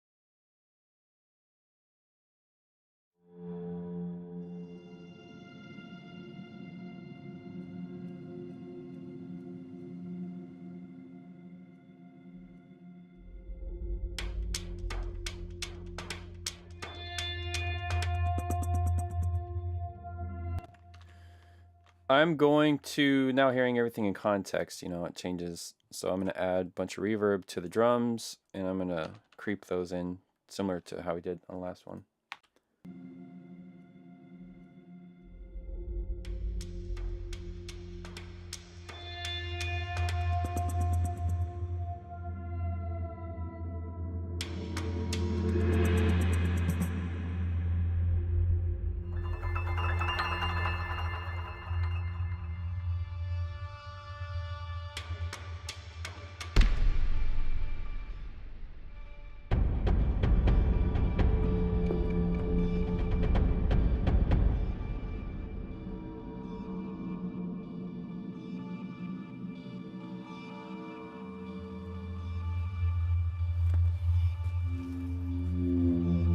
brought a gun. I want it back. Here. Put it down. I would, man. You know, my back, it's just, this job really takes a toll on the body. You know. Come on, man. Just take it.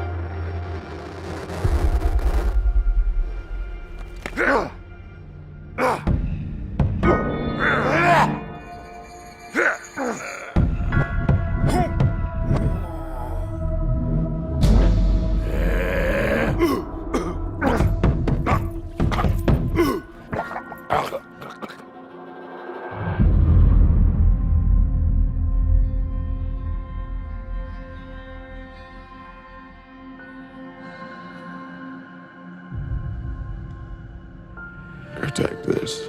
Keep it safe. Someday you might need it.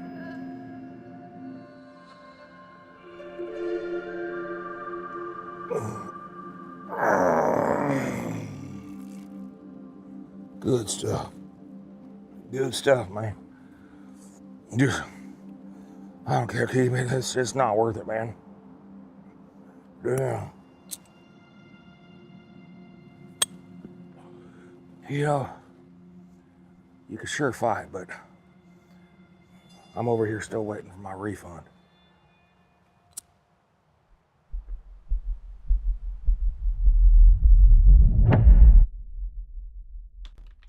I'm actually going to mute everything but the heartbeat for that last part. Cool. So, yeah, it's getting there.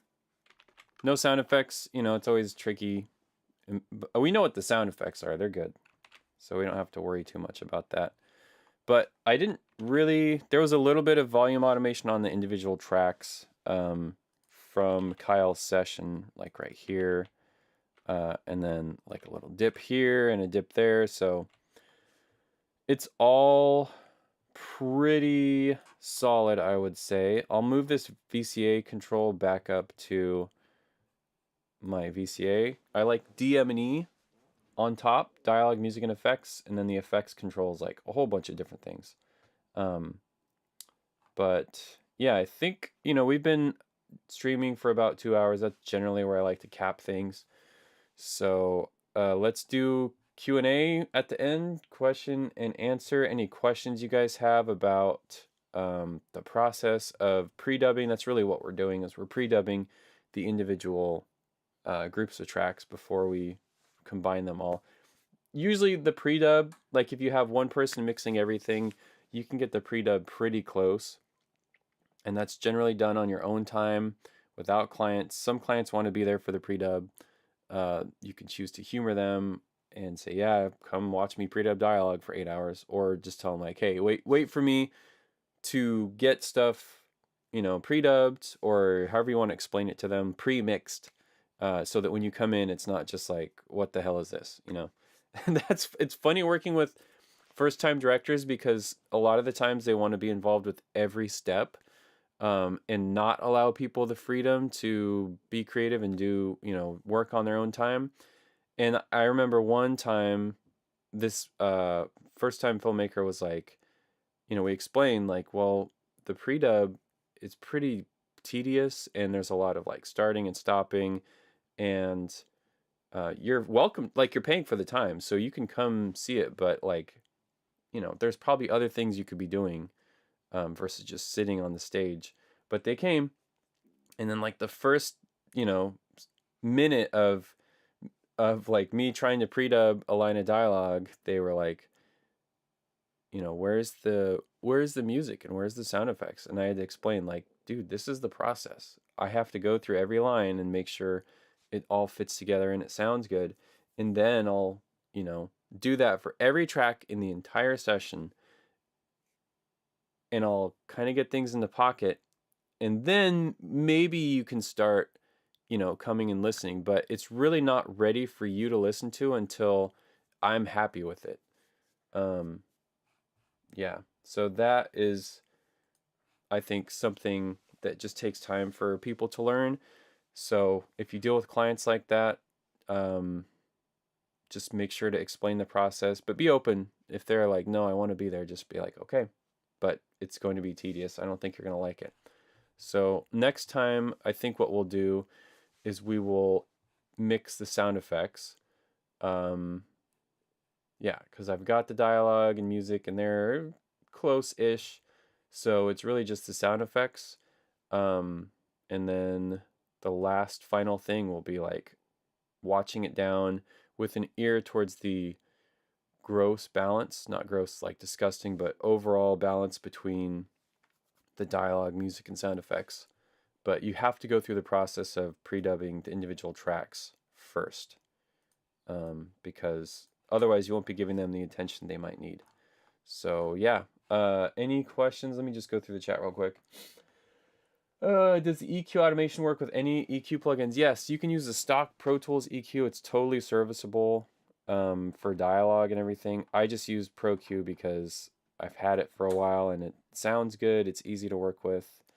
But I'm not a plugin jockey. I really think that you can get the same result with just stock plugins. Really, the only thing you need that might cost you money is like a noise reducer. But if you have a multi-band expander, you can actually make your own noise reduction plugin. There's like a Waves.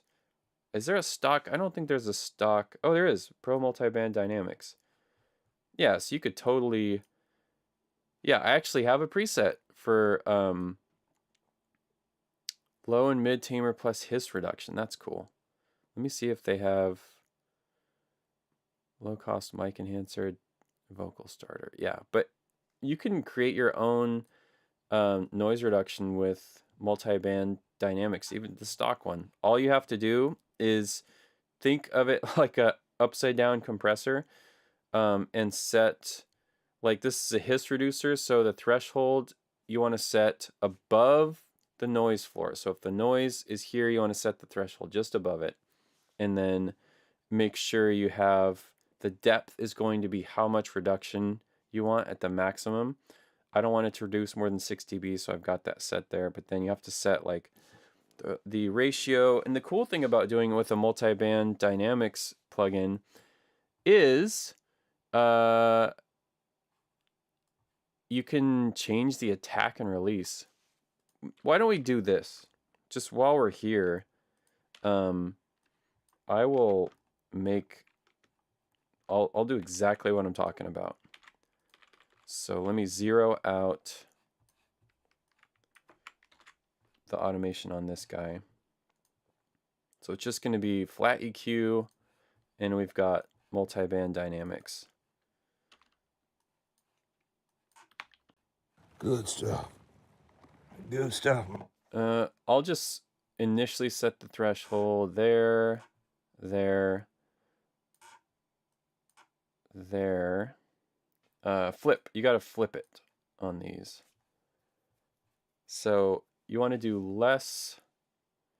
You kind of want to shape it like the shape of dialogue, where the low doesn't have as much noise reduction, and the mids and mid highs do, and then maybe like the super highs have less.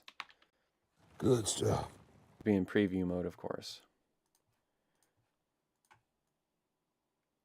I'm kind of just stalling so you guys have some time to populate the chat with questions. If you have them. If you don't have them, it's totally fine. I will gladly get to other stuff. Okay. Let's try this. Good stuff.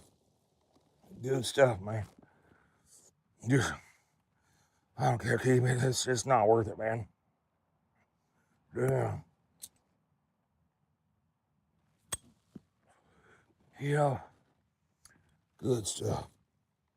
Good. So let's bypass this and see what it sounds like with no noise reduction. Good stuff. Good stuff, man. I don't care, Keith. It's not worth it, man. Yeah. So there, I just saved you guys $2,000 on Cedar. Make your own Cedar. Maybe I'll share this preset with you guys. But this is a stock Avid plugin, Pro Multiband Dynamics. This would make a good short video. Maybe I'll do that. The poor man's Cedar. Actually, the free Cedar. It's not really free because we're paying for the the subscription to Pro Tools, but pretty cool. Yeah, so make your own. Maybe I'll share this. I don't know. We'll see. Anyways, let me check for some questions here. Great. We got a bunch of questions. Awesome. This is from Joe Bob Stanton, a member. Good job being a member. And thank you to all members for your support. Even as I get back to work, it makes me on the hook for making more videos. So I like it, and hopefully you guys benefit from it. This might be more related to the editing phase, but as you're mixing dialogue, how do you decide which PFX sounds stay in the dialogue track versus goes on your PFX tracks? I've always wondered for M&E.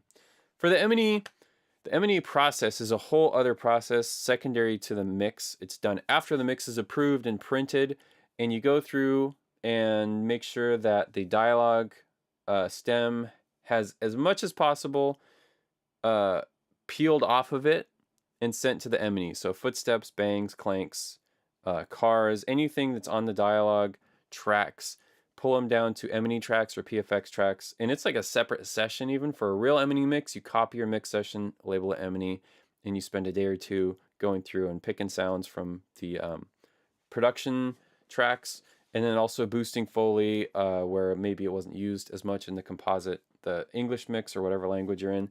So it's a whole other process. But when I'm cutting dialogue, what I like to do is anything that's questionable, that's like, that doesn't sound very good, or that's a really loud plate hit, or a door close, I will split it to PFX and backfill on the production tracks.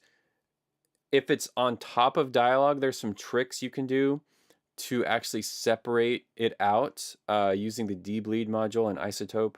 So that's like a whole other spiel. But I try to split out as much as I can. Things that are loud or intrusive, I try to put on PFX tracks. Anything that needs to be adjusted separately, basically. Okay. If you have a scene in which people are screaming really loud, how do you approach dialogue levels? I get called a dangerous maverick by my boss when I let dialogue bloom a bit.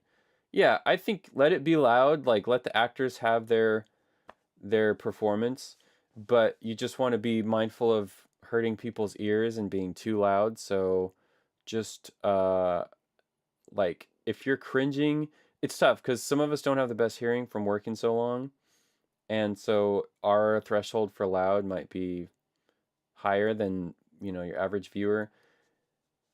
I think if people are reaching for the remote, it's too loud or it's too quiet.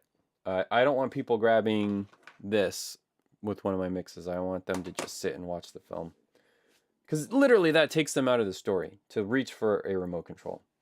Okay, random question, thinking of ADRing an entire film. Any general thoughts on ADRing? I wouldn't ADR an entire film. I know a lot of Indian films do that, and some Nigerian films, at least when I was working on them, there was a lot of ADR. I think that it's puts a hamper on the performance of the actors. They have to come in and try to sync what they're doing to their lips. So I'd say get good production sound if you can. If you have to ADR, then just be prepared for it never really looking real. Okay. Oh, unrelated to this film, but how do you set the LUFs for a film without any dialogue? I would, if you're just as a general standard for mixing films, I would say just go for broadcast spec, -24.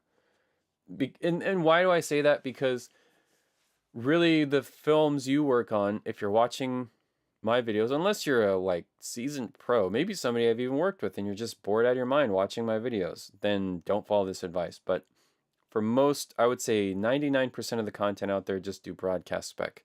Because let's say, hey, it got into a festival. You're going to go watch it in a theater. All the theater has to do is maybe have the playback at Dolby 5.5 or 4.5, which a lot of them are set there anyways. So mixing to a true theatrical spec at Dolby 7 or 85 dBc I think it's antiquated. It does allow for a ton of dynamics, which is nice, but just go for broadcast spec and it's going to cover pretty much all of your bases. It's going to be too low for YouTube, but YouTube normalizes their stuff anyways. It's maybe going to be a little too hot for theatrical, but it's not that too much hot. Like, if you watch stuff on Netflix or Amazon Prime, I know Amazon even has a dialogue clarity feature or whatever. Like, that's how bad things have gotten, is that people are having to remix stuff at home. And a lot of that's because it's mixed in a big room, which is awesome. It's cool for the clients, but it's maybe not cool for like the end viewer. Okay, what track are you adding the multi-band plugin? I just put it on dialogue one. I'm going to take it off, but pretty good result, I'd say, with the Avid multi-band dynamics. Just so you can hear the before and after. Here's before. Good stuff. Good stuff, man. Here's after. Here's after. Good stuff. Good stuff, man. I don't care, Keith. It's not worth it, man. Yeah. You know, like if you're looking at all these new AI noise reduction plugins like DX Revive and Acon and Young Jeezy Digital, whatever it's called, which I have, those are great. If you guys want to spend a bunch of money on that stuff, go for it. Or you could just use what you've got and get a pretty good result. Also a result you can tweak, and doesn't use a bunch of CPU. So how do you know your film is in good loudness? Play it back in a calibrated room and make sure the speakers are set up correctly, and make sure that nothing's too loud and nothing's too quiet. I suggested you selling your presets earlier. I wasn't kidding. I might think about that. I try not to be too, hand rubby, greedy. Like, I don't really do affiliate links or anything. I've been approached by companies to do sponsored videos, and I've done maybe like one or two, but it's really just stuff that I believe in and want to help get the word out. But this is like not, I'm not trying to be an influencer or anything. I'm really just trying to share what I know, so that when I die, my soul will live on vicariously through the mixes that you guys do. And hopefully that's like 30, 40 years down the road. But will you do a pass with writing the music? This music was written by Kyle, the actor, the guy who gets his mystery box back. So I thought about, he did it, and I thought, this music is really good. I don't think I can do much better than it. And most of the people on my channel, I would say, are not film composers. When I compose stuff, I use guitars and drums and some synthesizers, but it's not what most film composers do, which is very orchestral, sample-y, Vienna Symphonic Library and Hollywood strings and that kind of stuff. So I don't think too many people would be interested in real instrument scoring. Did you talk about choosing pre-post for your reverb sends? I do post. Sometimes I'll switch them to pre, or I'll add a second set of pre if it needs to be 100% wet. But generally, if something's 100% wet, I'm audio suiting the clip, and that way it's just easier. Like, it goes with the session, it can be panned easier, that kind of stuff. Gonna need a video on the dBleed module. I could do that. Any tips if I don't have access to a professional room?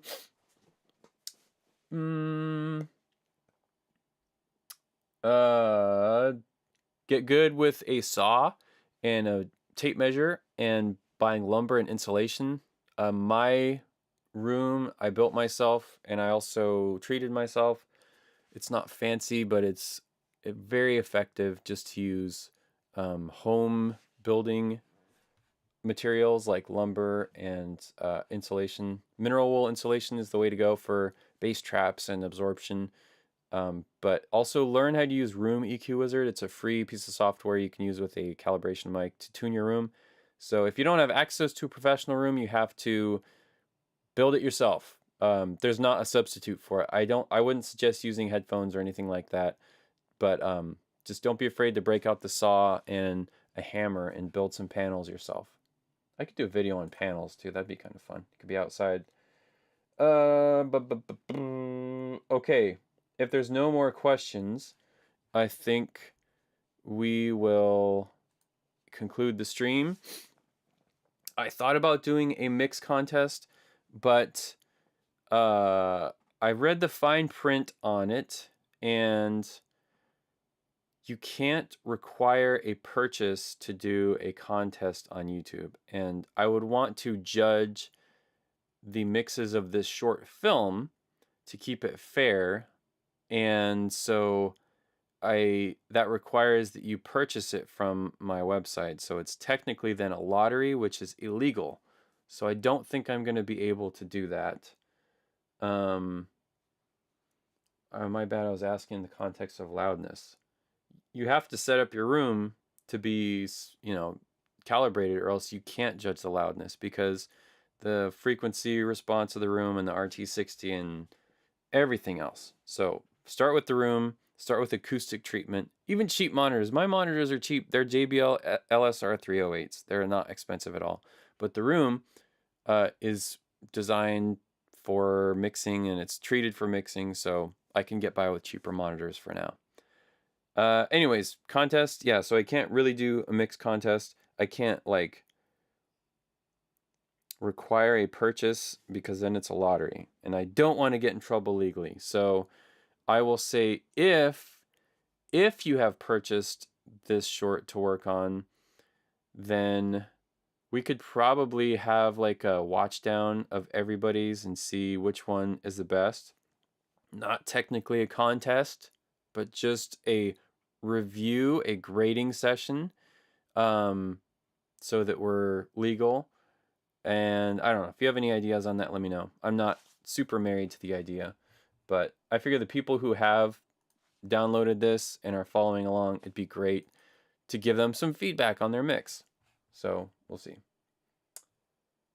Yeah, exactly. I mean, I think that makes sense. Would you be willing to just give feedback on mixes? I think that's good. That's a good value anyways. If you're gonna send me money to buy this crappy short that I made to practice on, I at least owe you the favor of checking out your mix. So I think that's a good idea. I'll think on that a little bit more. We've probably got another 2 weeks before we're done with the streaming of this, and it's wrapped up. So I think that's a great idea. So yes, that's it. Goodbye. Thanks for tuning in. If this was helpful, feel free to leave a super chat or join the channel as a member, but I'm not tripping. If you just want to watch and learn, that's totally fine. That's why I'm doing this. So yeah, if you have any ideas for specific things to cover, next week we're going to be mixing the sound effects, which will probably take about 2.5 hours. And then the following week we'll do kind of a review of the mix and the pre-dubs, and figure out what needs to be brought up or down, finishing touches, last 10% kind of stuff. So thank you guys, and have a good week. And yeah, I guess I will see you on the next one. I'll try to do a little video, just an uploaded video between now and then, but no promises. Beautiful weather here. I want to go swimming, fishing, and I also have hopefully some more union work, so I'll be kind of busy with that stuff. So yes, take it easy, keep your faders